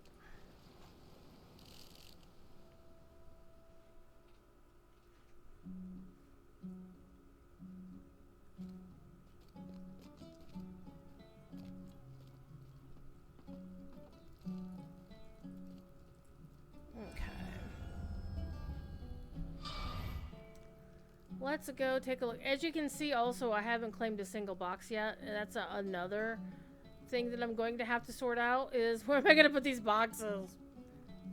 I went looking through my characters here on Landrival. I was like, who has enough space for 100 boxes? Nobody, but I'll figure it out. Can you watch it closely since results? Yes, that's also true. I do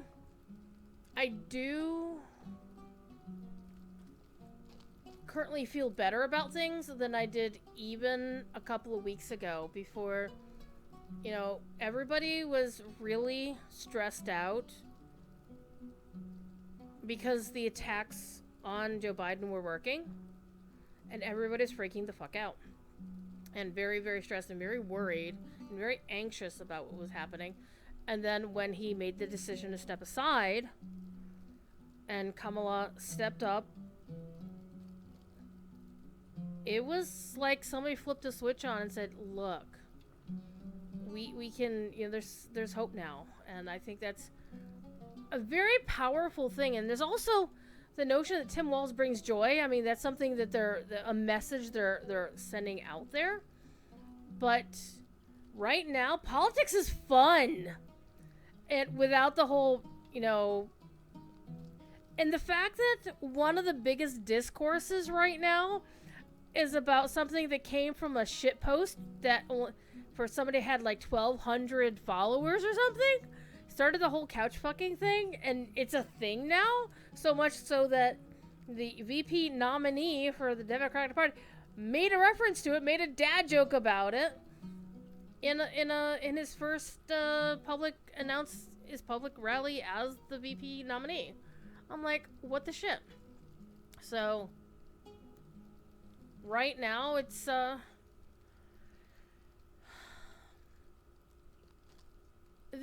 thing that I'm worried about or most anxious about right now is not the debates. I'm firmly of the belief that Harrison Walz will wipe the floor with Orange and Vance. And I refuse to use the man's name because I don't respect him enough to bother using his name. I am deliberately not using his name as a clear sign of disrespect. You'd be like, well, you should call people by the name they asked to be called by. Yes, and normally I would be all about that. Except, fuck that guy. Not literally, because if you listen to Stormy Daniels, he's not all that great.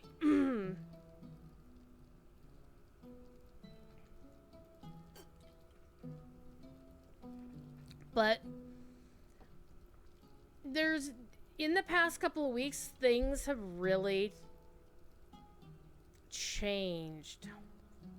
And so the thing that I'm most concerned about right now, the thing I'm keeping my eye on more than anything else, is how are they planning on cheating? Because we know they will. Because they tried to last time. Right? And if they lose, like I'm hoping they lose again, just like last time, what are they going to do next? We already know what they did last time when they lost. The sore losers that they are. So that's my biggest concern right now, and how they will try their level best using both legal and illegal means to prevent people from voting, to prevent their votes from being counted, to strike their votes off saying that these weren't filled out correctly. Hello, I live in a state of gerrymandering. I live in a state where the people voted in a clear majority for reproductive freedom for women. And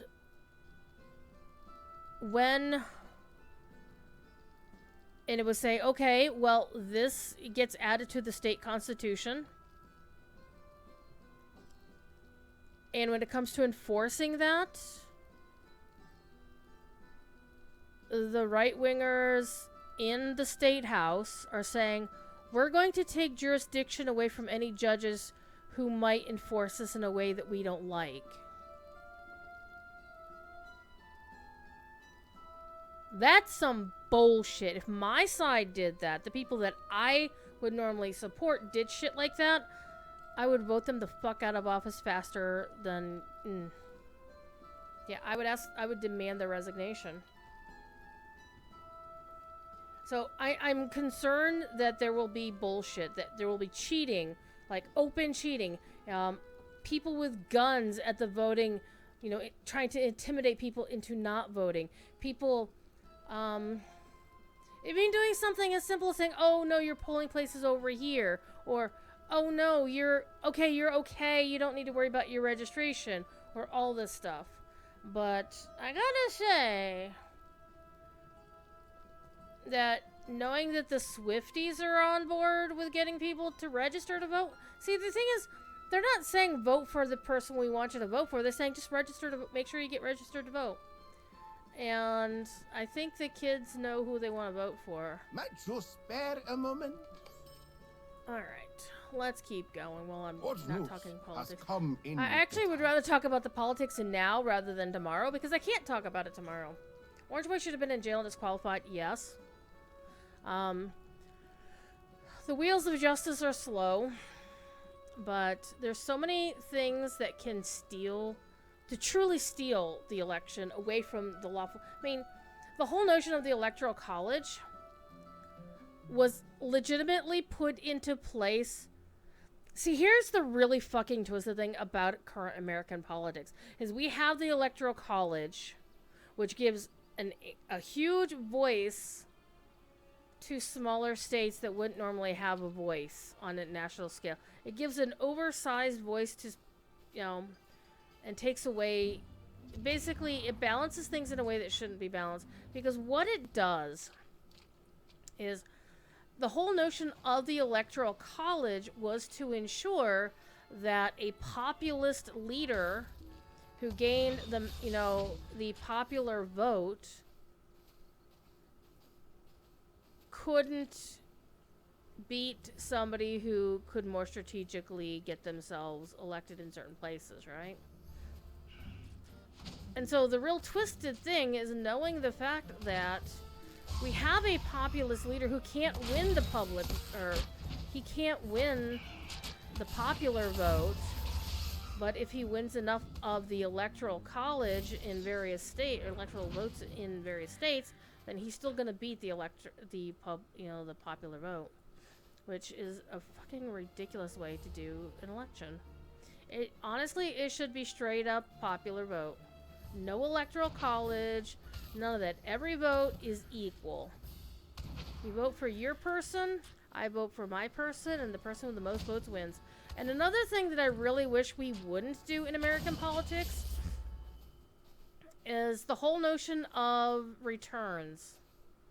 It's like, okay, the polls closed in New York City, and now we're starting to tally the vote, and with, 13% of the vote in, so-and-so is ahead, blah, blah, blah. It's like, none of that stuff should be on the news or announced until the entire tally has been taken.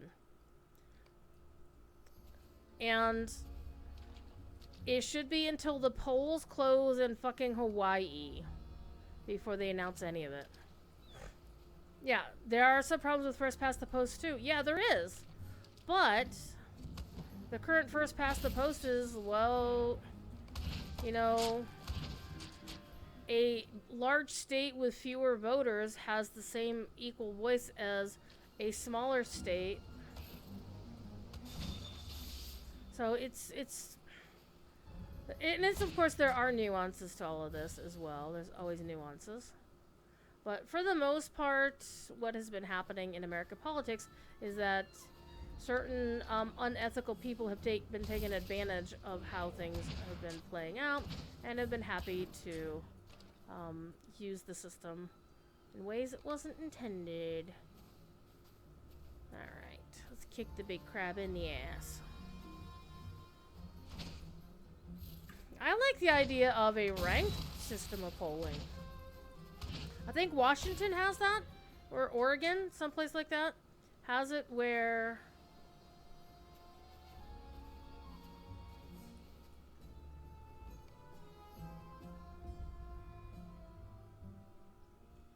something like that, where it's not just one or the other, you can do ranked voting.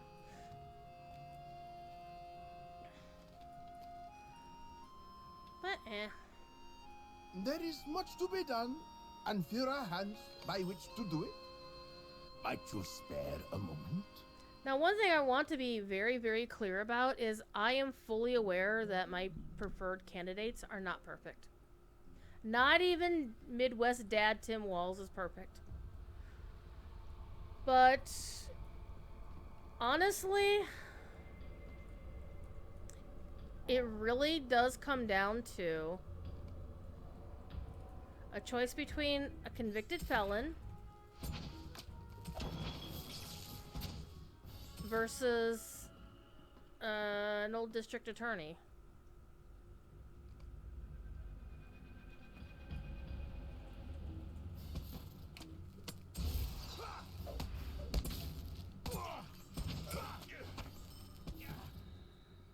And quite frankly, JD Vance is a bit of a liar and a grifter. He never grew up in the fucking Appalachians. He doesn't even know what the Appalachians... I don't even know if he knows how to spell Appalachians. Because, you know, Tim Walz scored a direct hit on him about things like, a lot of, like many people in the Midwest, like, we went to Yale. And it's like, nobody goes to Yale. Okay, there are definitely people from the Appalachians who have crawled out of, you know, actual Appalachian lifestyle and circumstances to be able to go to Harvard or Yale or wherever. JD Vance wasn't one of them.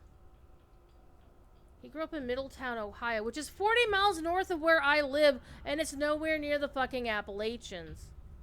And the lifestyle, the average level of poverty in Middletown, Ohio is way higher than in the actual Appalachians.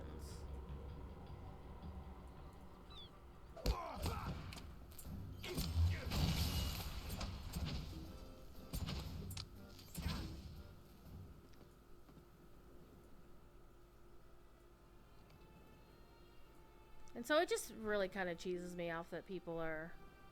Oh.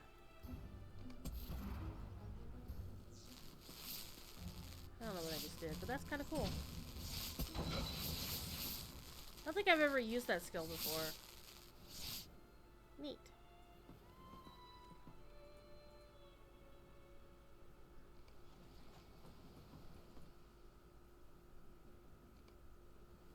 But, you know, it's the same kind of bullshit you see out of Elon Musk, who is not the guy who invented anything at Tesla. He bought Tesla. He's not the guy who invented anything at SpaceX. He bought SpaceX. Like, all of these companies that he leads, he bought from somebody else and took over.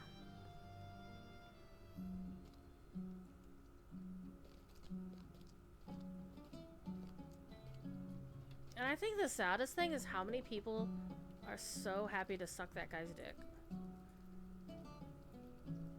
Do you have need of something? Hey! We have dinged What 142. news has come in with the tide? We're gonna go do a quest that MVP made. This mission, securing salvage, I believe was one that MVP made, if I recall correctly.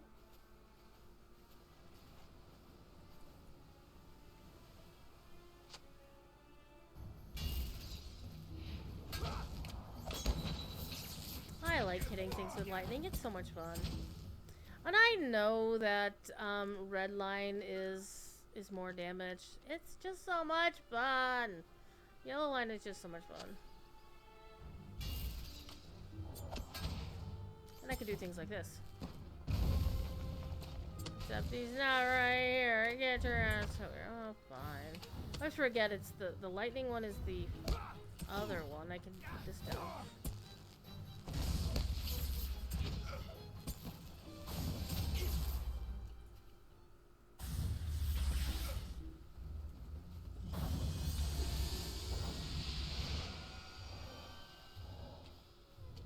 I like how my character likes putting her runestone behind her back like it's a sword.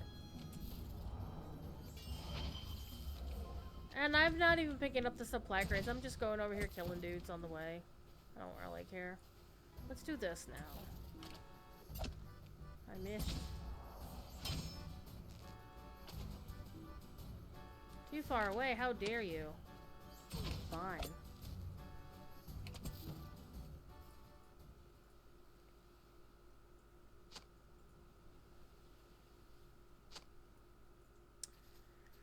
But yeah, my side is not squeaky clean.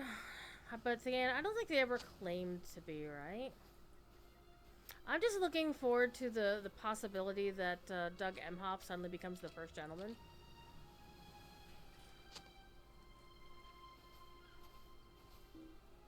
And I know there are some people that are like, well, she should have chosen Josh Shapiro from Pennsylvania. Normally I would be like, hey, Pennsylvanian, cool.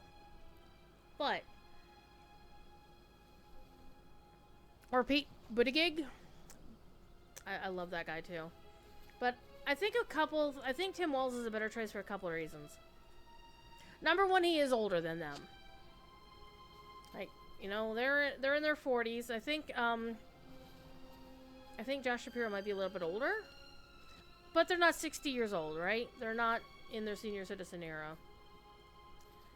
So they've got time to season and get themselves on a national, you know, more of a national view, right? But the other reason why at least Shapiro would not have been the best choice for VP is the fact that Shapiro wants to be a leader. And we really need to have, like, Shapiro wouldn't be good as a second banana. What news has come in with the tide? What news has come in with the tide? And also, Shapiro has his own issues with, you know, with the current politics in the Middle East, because he is, you know, strongly Jewish and very much identifies with Israel as, you know, that's his people. And so he needs some time, you know, the current conflict in the Middle East, in Israel and Palestine. And I don't claim any sort of expert knowledge, far from it. But in general, that is such a hot topic right now that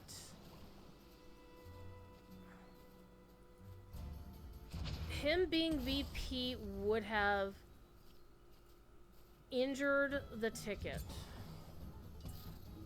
And also the fact that Shapiro wants to be the guy in charge and not play second fiddle to somebody else. And so what would happen with, he would not be a good partner for Kamala, because he would want to be the presidential candidate, not the vice presidential candidate.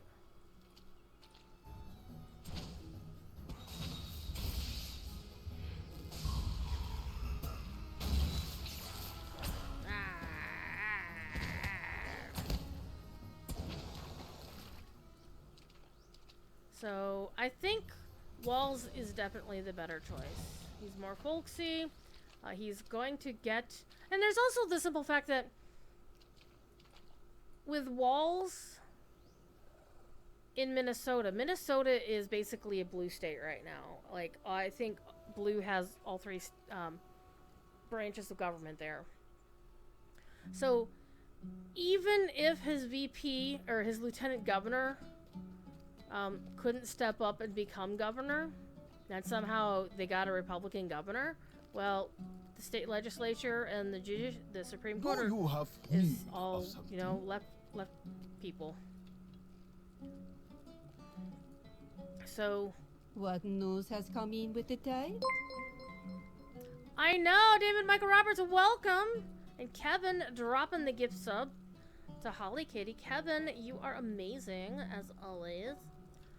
But, so Minnesota is safe with Tim Walz leaving, and plus it gives them the additional really cool historical fact of Tim Walz is lieutenant governor, who would then, be sworn in as governor should he be, become the vice president, is that his lieutenant governor is Native American, and she would be the first female Native American governor in the country ever.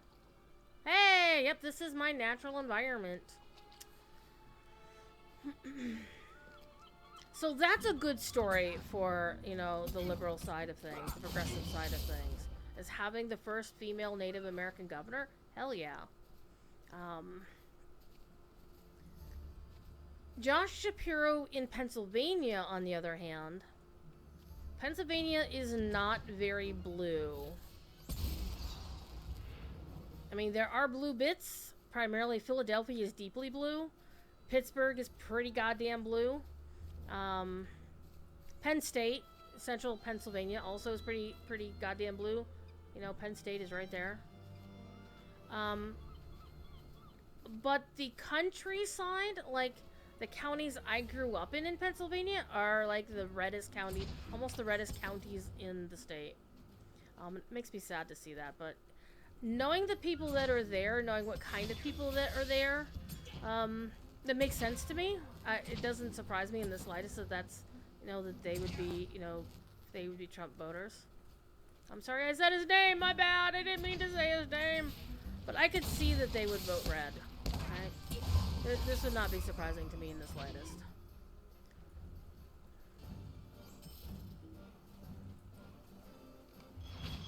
Zorch.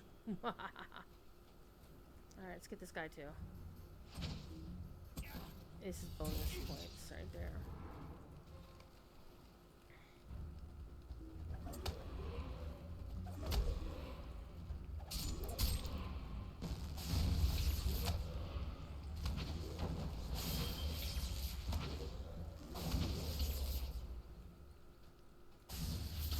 Patine! How you doing, Patine?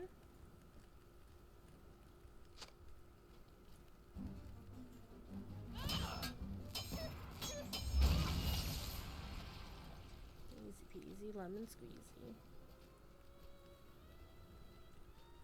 So, having a Democratic governor in Pennsylvania and remain there is a good thing, right?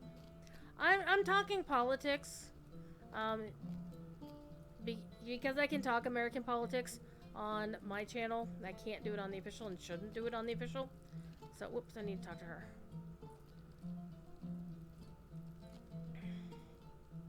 So, big surprise, I'm going to be voting for Harris. And fewer hands by Big which surprise. to do it. Do you have need of You're something? from Illinois, so you're seating good? Yeah.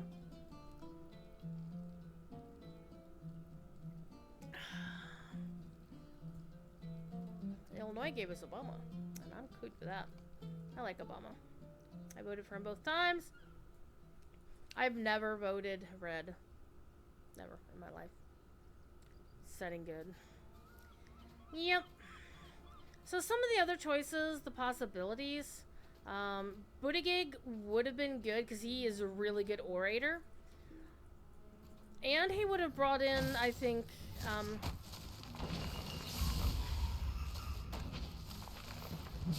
and he's sharp, man. He would totally eviscerate J.D. Vance in a...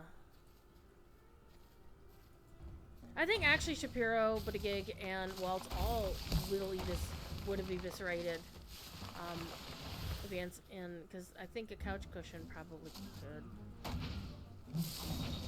Yeah, Pete explains stuff so well, and he doesn't let people, he calls bullshit when he needs to. But I think he's also really good where he is. Like, we need somebody like him as the Secretary of Transportation because he's been doing such great work there, right? But the only downside is the fact that there are people who are liberals who are still not fully on board with LGBTQ people and would freak the fuck out if there was a gay person on the ticket. I know, I love these Umbari Huorns so much. I love them. First time I saw them on Bull Roar, I'm like, oh my god!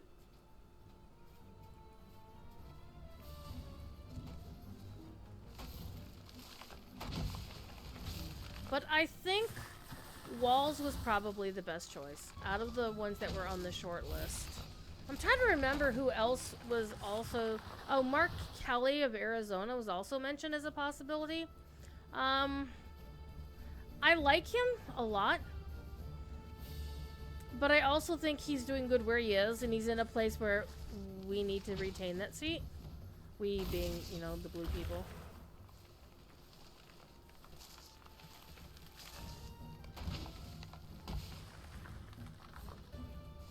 Oh, that spawned pretty quickly.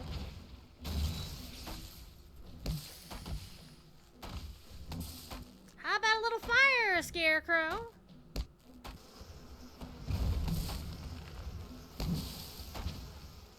Oh, Bashir. Yeah, Bashir of Kentucky is actually right across the river from me.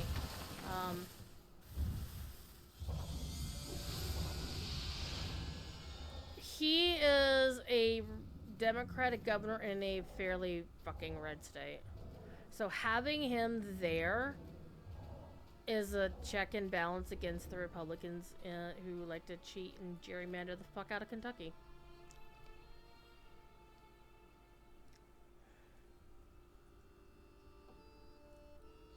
So Walls was the best choice. But the thing is, all the other guys, them being younger means that they can get they're getting their names out there beyond their local areas right now, and they'll be ready for the next time.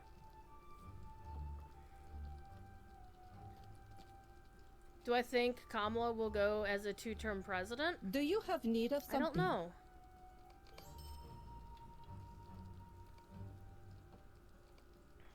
Ah, damn it.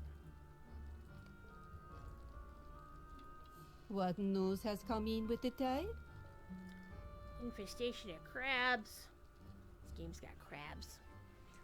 And I'm here for 90 days of dad jokes. You didn't want to lose Pritzker. I don't really know much about Pritzker, but what little I had heard seemed to be okay.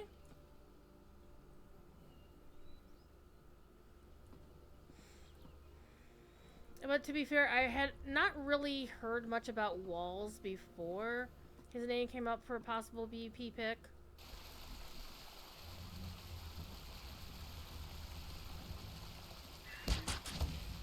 We're gonna set the ship on fire. We're gonna set the ship on fire.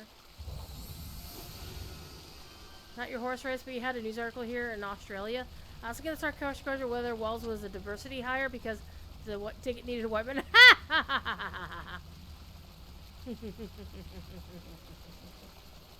But here's the thing about you know, people using DEI hire as a slur, and it's like, oh, that person's a DEI hire.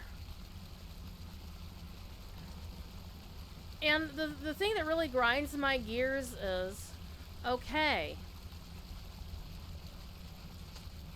what makes you think they weren't the best person for the job? Why do you automatically assume that they're not the best person for the job? I mean, that's a shitty way to go about things, is to automatically assume that just because somebody is not a white person, that they're not the best person for a job. I mean, that's some racist bullshit right there.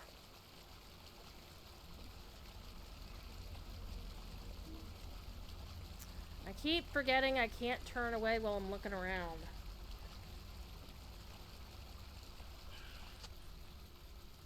And part of the thing is, when, you know, a non-white person gets a role like that, you know that they work twice as hard as a white person would have had to do to get that same job. Because, again, America is a racist as fuck country. We always have an... Hopefully, eventually we will stop being that way, but I am not holding my breath.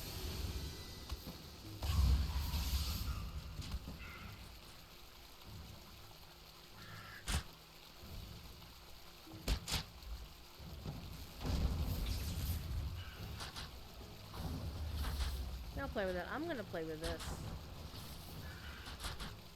That's the thing I like about my lightning stone. I can just set it down somewhere and just run away and go deal with something else. And then come back. Oh, my crabs! I got crabs. Got crabs here. Galbus. Where's Galbus when I need him?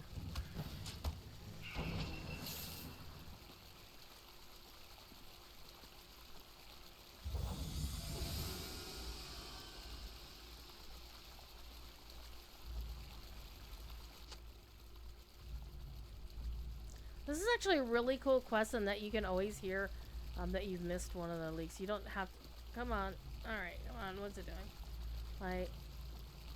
My Tartarus is acting up.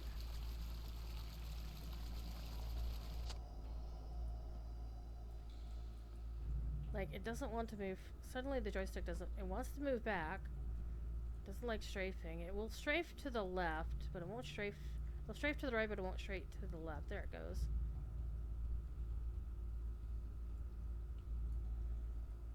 But it suddenly doesn't want to move forward. This is a bad thing.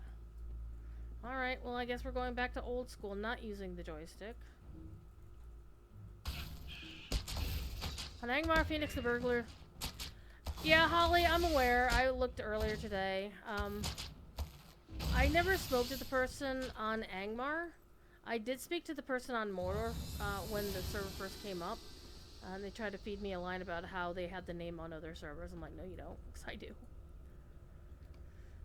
And I was just asking, hey, can I have the name that I have on all the other servers, please? And they were like, no. So, nothing I can do about it.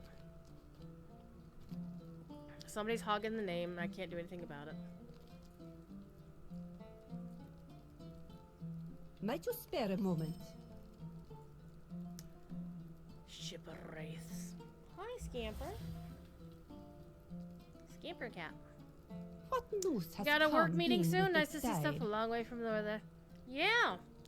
So yeah, David Michael Roberts, I will be here. I'll be on the official tomorrow after Corey, but that's like in the middle of the night for you guys.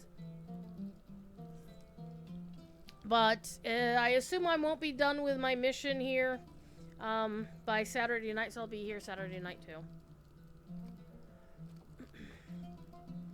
Alright.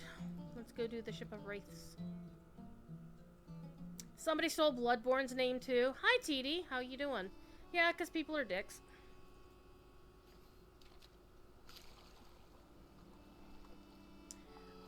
I think, I'm considering petitioning Standing Stone, but I don't know what they would do with that. They might just consider it to be drama.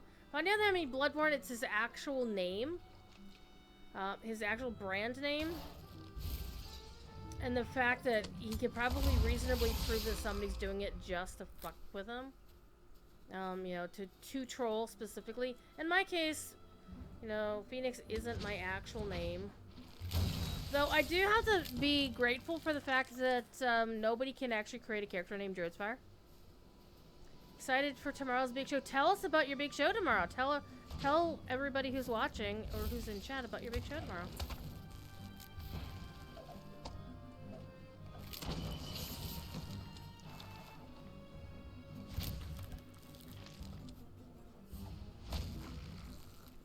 See,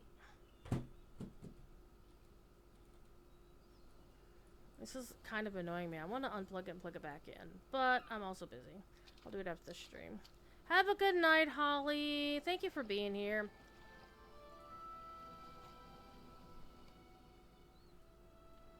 Though I generally would note that it's generally not nice to say you're gonna go watch somebody else's show. I particularly... It's a long-standing pet peeve of mine, simply because back in the day, people actually actively tried to take my listeners when I had a radio show by saying, hey, you should go listen to this other show that's on right now. I'm like, I'm right here. But I hope he does well for his charity stream. To be fair, one fun fact you folks may not know, that Sapiens is not the one who invented the Lotro does Extra Life every year. He's the one who ran with it. Serafina Brennan, who has come back to work at well, she never worked at Standing, so she was from the Turbine era, but she was the one who said, "Hey, Rick, I want to do this charity thing. Is this going to be okay?" And therein he decided he wanted to also do it, and it became a thing. 6. Oh yes, the 6 orcs head thing. I was waiting for that.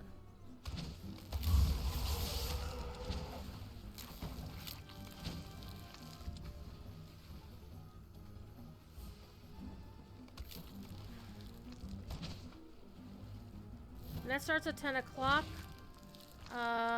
Tomorrow? On Friday? I thought it was supposed to be on a Sunday. I'm very confused. Let me know when and where so I can go to it. Thankfully you're doing it on a Sunday because I don't work on Sundays. Okay, yeah, I'm gonna need to reset my Tartarus here in a minute.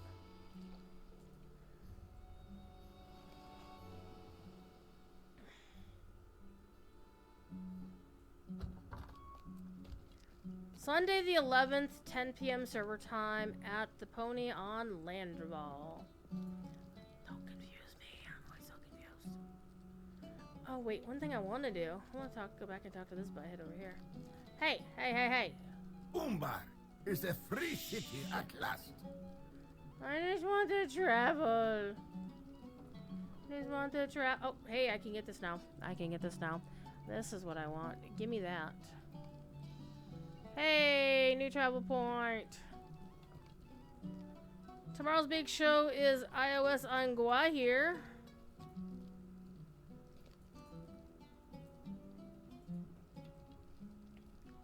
Might you spare a moment? 1.8 million XP. There is much to be done, and fewer hands by which to do it. Alright, we're gonna ding off of this quest. This one's a good quest. I like it. This one's a lot easier to do as a hunter, but honestly, you can do this as any character. As long as you don't stop to fight the non-aggressive dudes. I don't even know. One of these days, I'm going to try to see if I can fail this quest. Just by running around and fighting everything.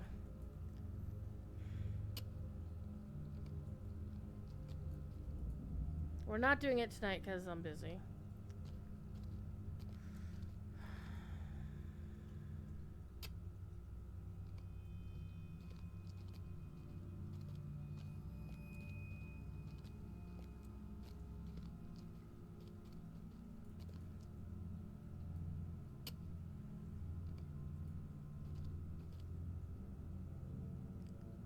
Hi, Skittish. How you doing, kitty? Kitty. So all of the kitty cats pretty much live down in the lower half of the house where the office is here. They don't spend much time upstairs anymore. So what I did is I moved their... Because they started using one of the Thief's old litter boxes, the one that stood outside my office door. So we started using that one a lot, so I'm like, well, if they're using it, I might as well make sure they can still use it. And so they kept spending so much time downstairs that I finally moved their water dish, their main water dish, because they've got a little water fountain now, because they're spoiled. And also, just this past couple of days, I moved their food dishes down. Alright, we're down there. So now they don't ever have to go upstairs if they don't want to. But for some reason, even when I'm like moving around the house, they all go run upstairs to go hide in the upstairs bathroom. So I'm not going to lock that off from them so they can still use it. And generally that's the only time I get to pet them is they come upstairs and they think I'm going to give them food. That's where they used to get their food. But now they're starting to learn that yes, the food is downstairs. And honestly, for me, it makes it a lot easier because, you know, it's easier for me to change out their food bowl when it gets dirty, or to wash their food dish. And also to help them, you know, easier for me to get their water and everything. And it's nice not to have to carry cans of wet, gushy food upstairs and sit them on the shelf. Alright.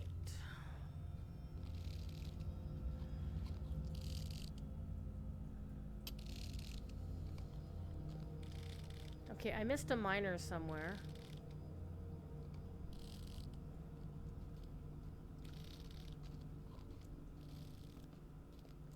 Let's backtrack.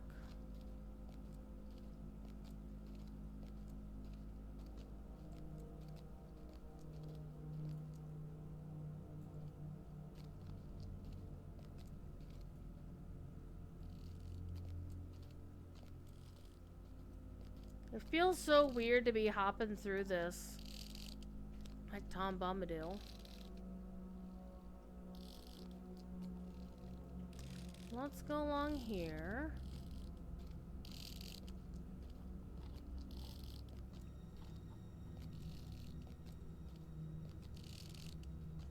Kitty, kitty, kitty. One thing, I forgot this one. One thing that has proven true is all the kitties also love the laser pointer. Alright, now I can go find the gem. Now, the first time I ever did this quest, the gem was actually here. Unless I was not paying attention.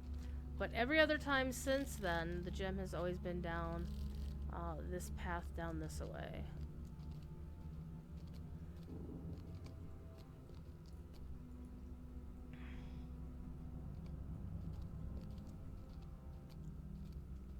So there's a couple of quick ways to get back to where you were. You can go this way and up and around, or you can go down a little bit and then straight across. Doesn't really matter. It's easy enough to get. Unless you're stopping to kill things along the way, you should be able to get through this pretty quickly. And I always know where to turn is right here where this card is. This is the hallway out.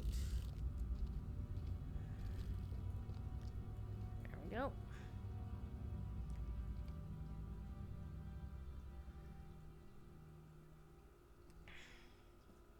And we've got 3 minutes left on that XP booster.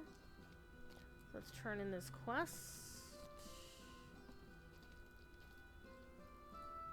And we're gonna ding. Do you have need of something?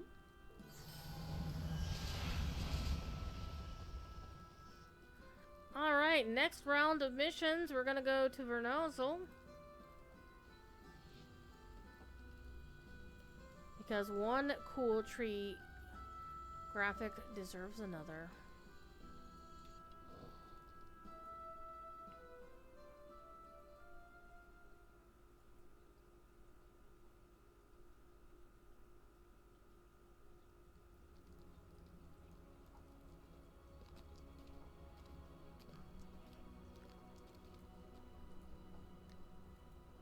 Gundabad shall be ours at last.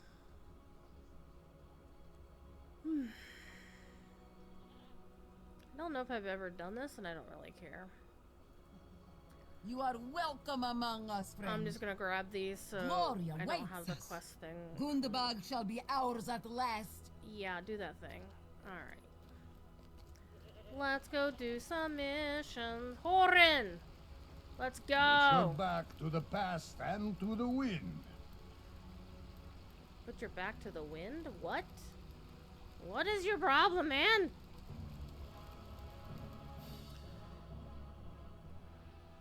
Alright, before we go any further, let me, first of all, use a few of these.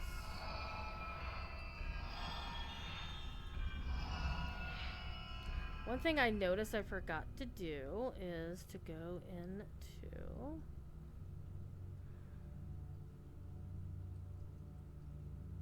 What am I looking for? This.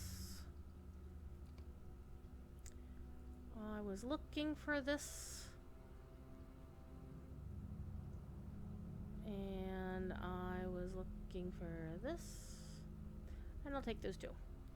And I will sell the gold. Do do do do do do do do. Save those. Save those. Actually, we're gonna do this. And then we're gonna do this. And we'll see what's left. Save the crafting scrolls because I don't like Umbar crafting. I don't like Umbar crafting. Because... Okay, I do actually want to save the hat long enough to get the essence out of it.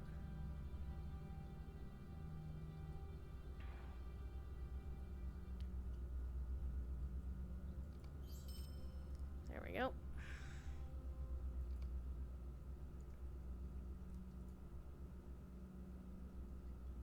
Not using it. There we go.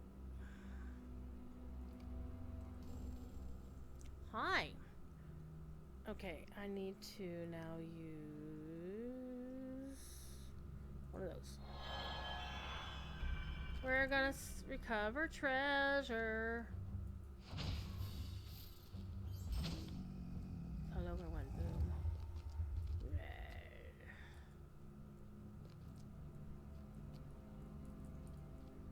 Yep. My Tartarus is being a freaking butthead. Okay. Make sure there's nothing over here. Once you're used to using a thumbstick to navigate around, it's definitely weird using just your right and left click. It's like, why don't you use WASD? What are you, some kind of heathen?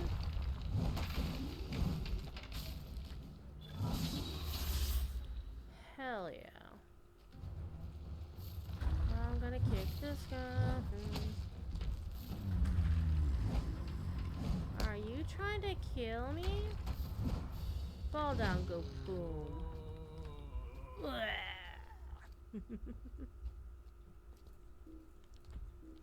Gonna kick this guy in the butt. I think if I normally used WASD, I would probably do that on this particular system, but I'm just so not used to using WASD. I never grew up in a system where I use WASD to move around, because when I first started playing World of Warcraft in 2006, I realized that you could just press down both of your mouse buttons and move forward. And then I could use my left hand to do other things like fire keys and... okay, I don't have a key. Speaking of keys, do I not have a key? Hey, can I have a key? Aha! I now have a key. Now I have a treasure!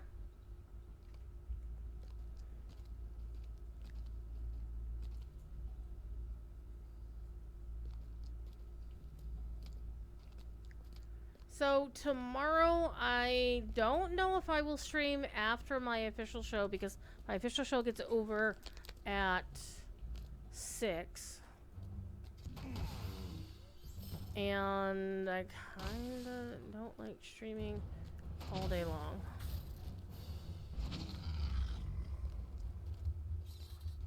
We shall see, but definitely planning on streaming on Saturday. A monkey, a donkey, or a turkey? Oh.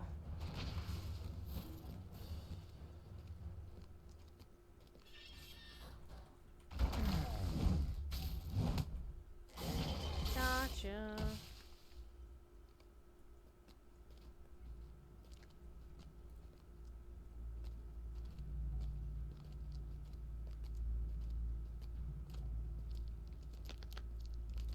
I love the sound of the cracking ice. Isn't it so Pun not intended, but cool. Alright, we got those. Let's go this way. It's always fun listening to Winterstock and hearing the ice cracking sounds over the music.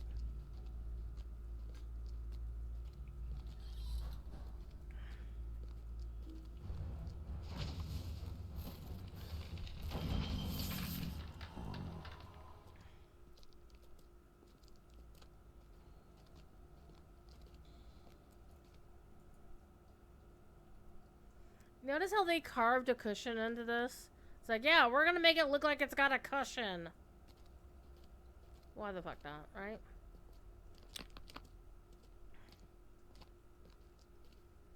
So my friend Emily, who used to work at BioWare Edmonton, up in Canuckistan, has a picture, or had a picture, on her Facebook page that was her standing kind of, if you've seen the pictures of the Lalafels in Final Fantasy XIV standing on one foot, their other foot's up, you know, kind of their legs up in the air, and they're going like this. She has a picture of her in that exact pose on a frozen lake, and in the foreground of it, it's like danger, thin ice. Thankfully, she did not fall in. It would have been not funny, but not funny, you know? That kind of thing. Alright.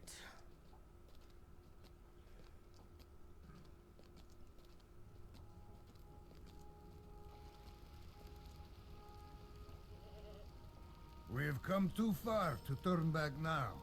We have come too far to turn back now. The high dig. Traps! Oh my god, there's traps!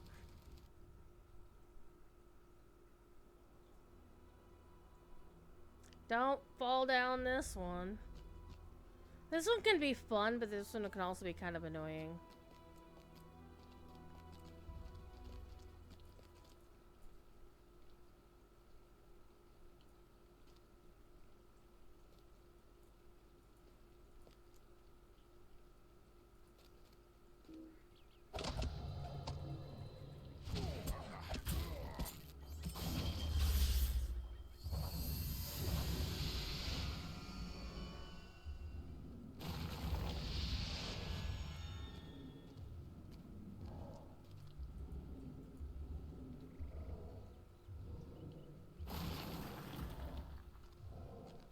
Why didn't you just, like, chuck the mining tools down into the darkness?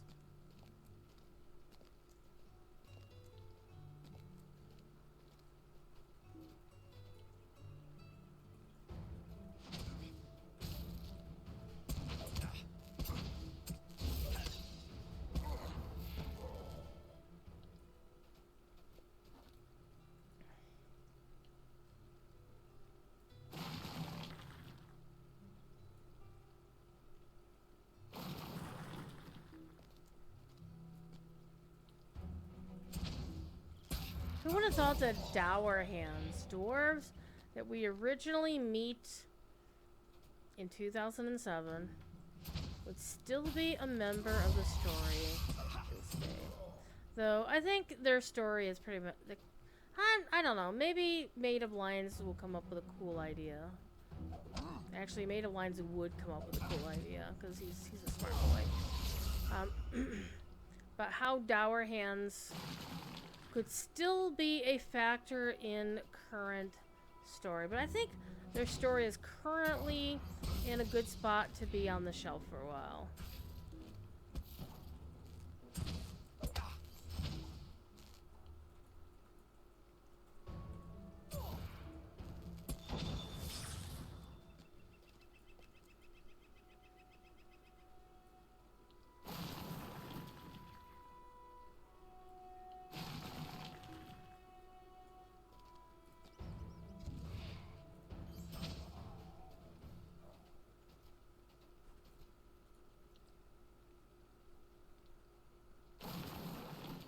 But it is really nice to see the story continuity and how we still run across some folks that we knew from, like, the OG days. that they're still around, they're still active, they're still doing things. It's a lot of fun.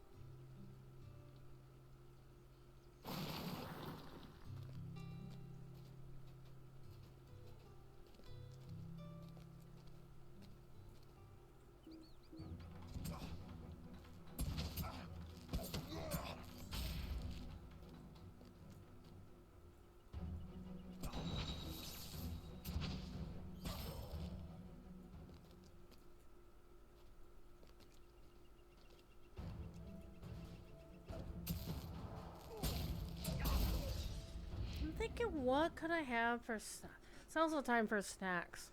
I could do ice cream.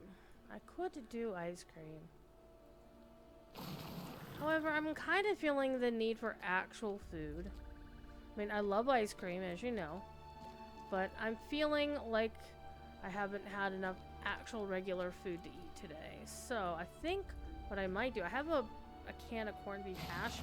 I'm kind of jonesing for some corned beef hash today. So I might have that for my late night, not really a supper, but not really a meal kind of thing.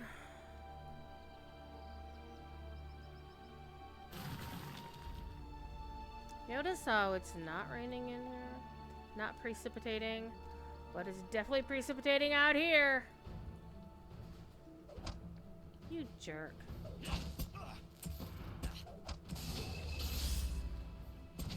So, again, I will be on Lotro stream tomorrow starting around 3 o'clock. And because I do like to keep an eye on Fridays at 4 when Cordovan is streaming, it's very likely that I'll be distracted between 4 and 5. But that do be the way it is.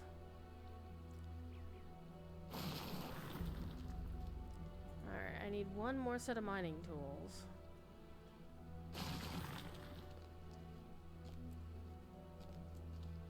And I'm also gonna kill this treasure hunter because he's there.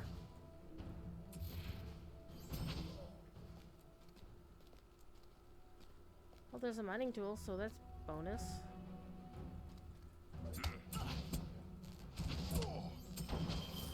Zorch. There's 2 for the price of 1. Hey, mission complete.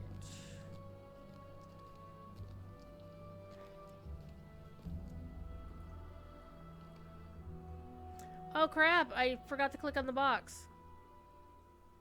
Oopsie doodle.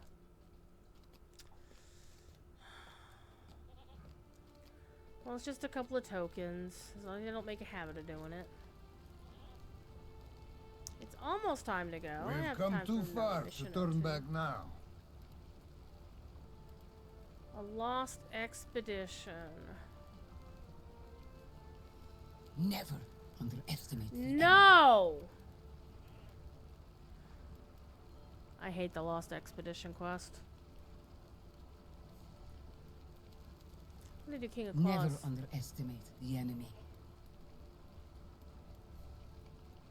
Denied.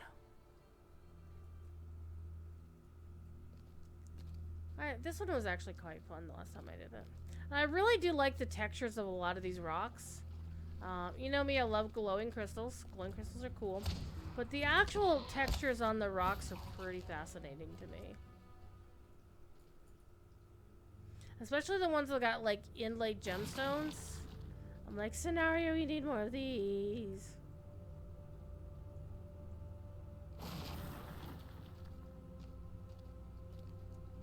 I'm looking forward to the next episode of They Have a Cave Troll, which is Scenario in Orion's podcast-like thing that they're doing whenever they feel like it on Lotro stream. We had one episode, which is a lot of fun, and it's just basically them shooting the shit. Honestly, it's all it's about how things were some of the decisions they had to make when they were building the game back in the day. There's no burrows up here. That's why I noticed killed the stone claws, because they're present.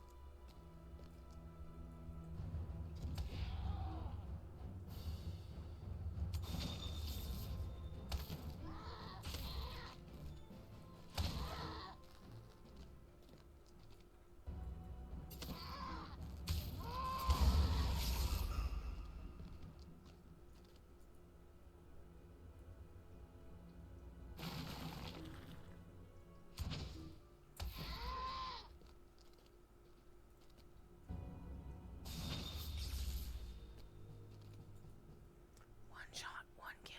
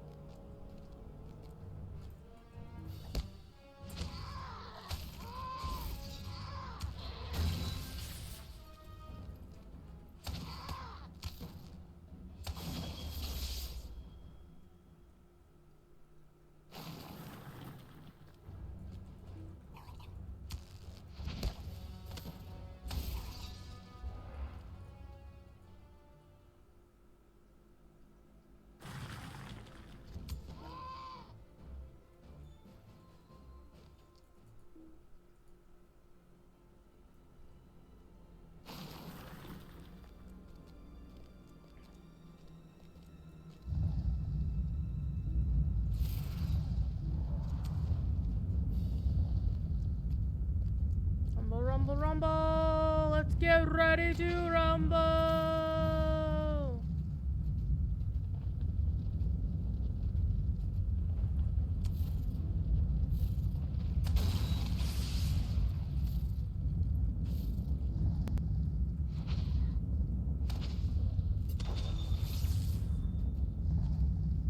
Notice how, like, the... Oh, you notice 111 all the ones? That's funny, actually.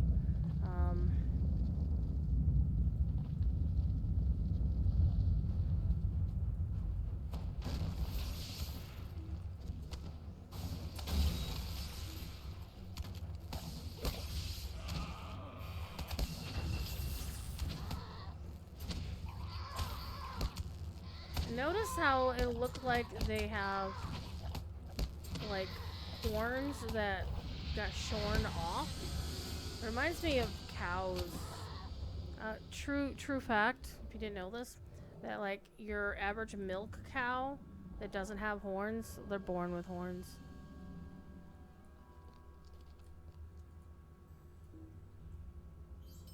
I remember to get our marks that time.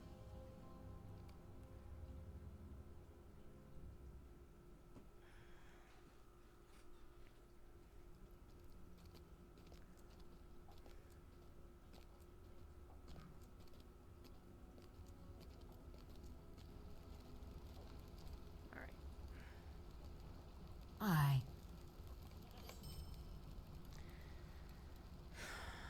Let's do the quest that I really, really hate. Live or die. I shall not be a prisoner again. Just to get it out of the way, because it is still good XP, right? It's just annoying. I hate it. We hate it, precious.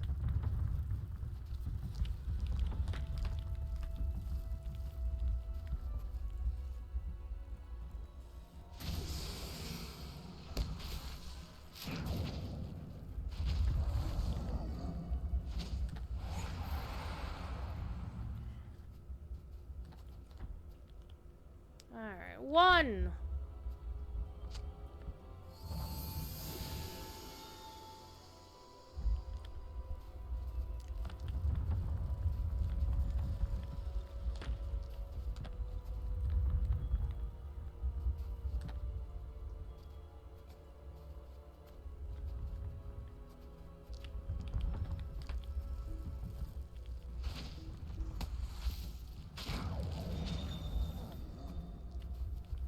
I see 2.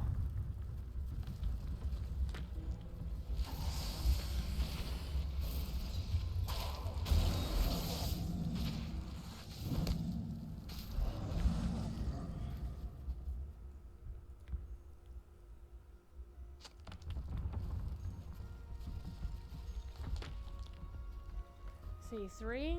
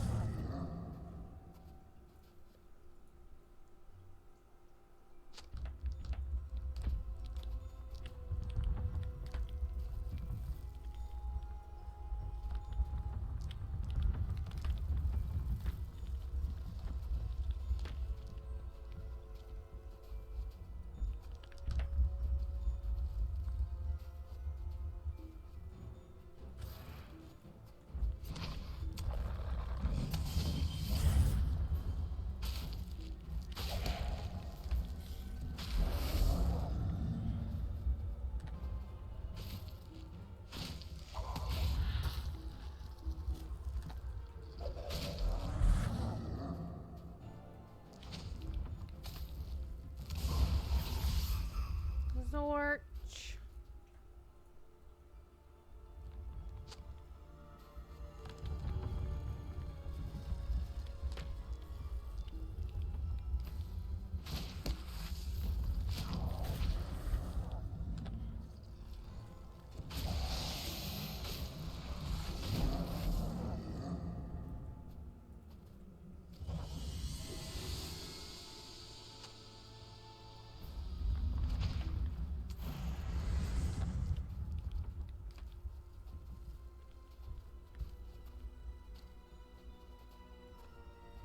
Okay, we got this one, and this is where I had turned right. Alright.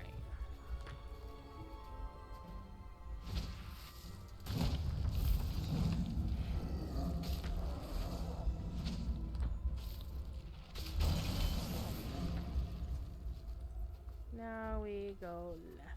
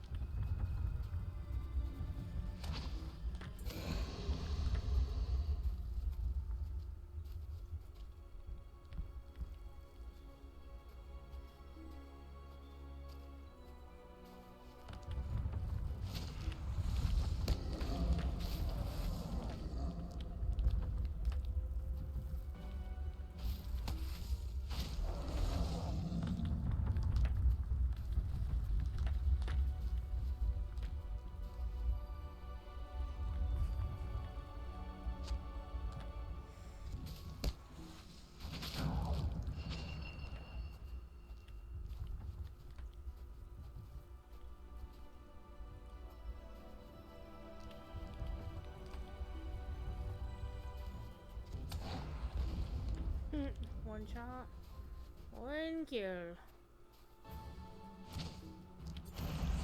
Alright, we've got 9 out of 10, which means the hardest one is now. Need to find the last shittin' ice pick.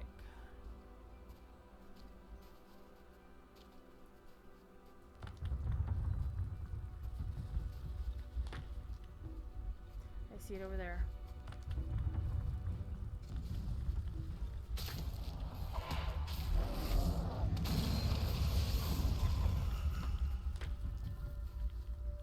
Heck yeah.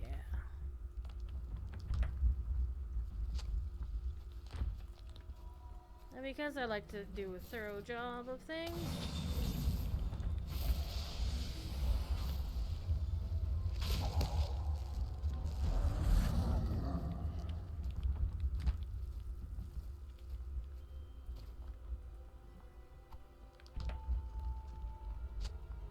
there we go.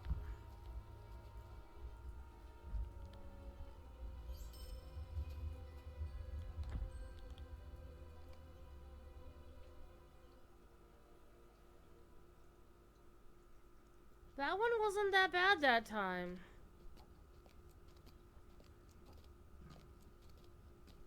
That one wasn't so bad. Do you need something? Okay, it is 3 hours in. I need to go make some food. I'm gonna call it here for now. So I'll be on the official tomorrow. We're gonna be doing some more of this, and then on Friday night I'll be off, and Saturday I will be streaming at some point later afternoon or whenever, sometime tomorrow. And yeah, we'll continue some more of this until I get done with my task, which is to make a line go up. We're at 85. Awesome. We started at 81. We got 4 levels out of it. Yeah, thank you for the follow. I'm sorry to say I'm heading out for the evening. I'm gonna keep working on some more missions, do even more missions that I'm not very fond of. And hope to see you tomorrow on the official or right here on Saturday evening. Alright, you know the drill. Be good. If you can't be good at it. Or be TD. You know, same difference, right? Alright, I will talk to you soon. Bye now.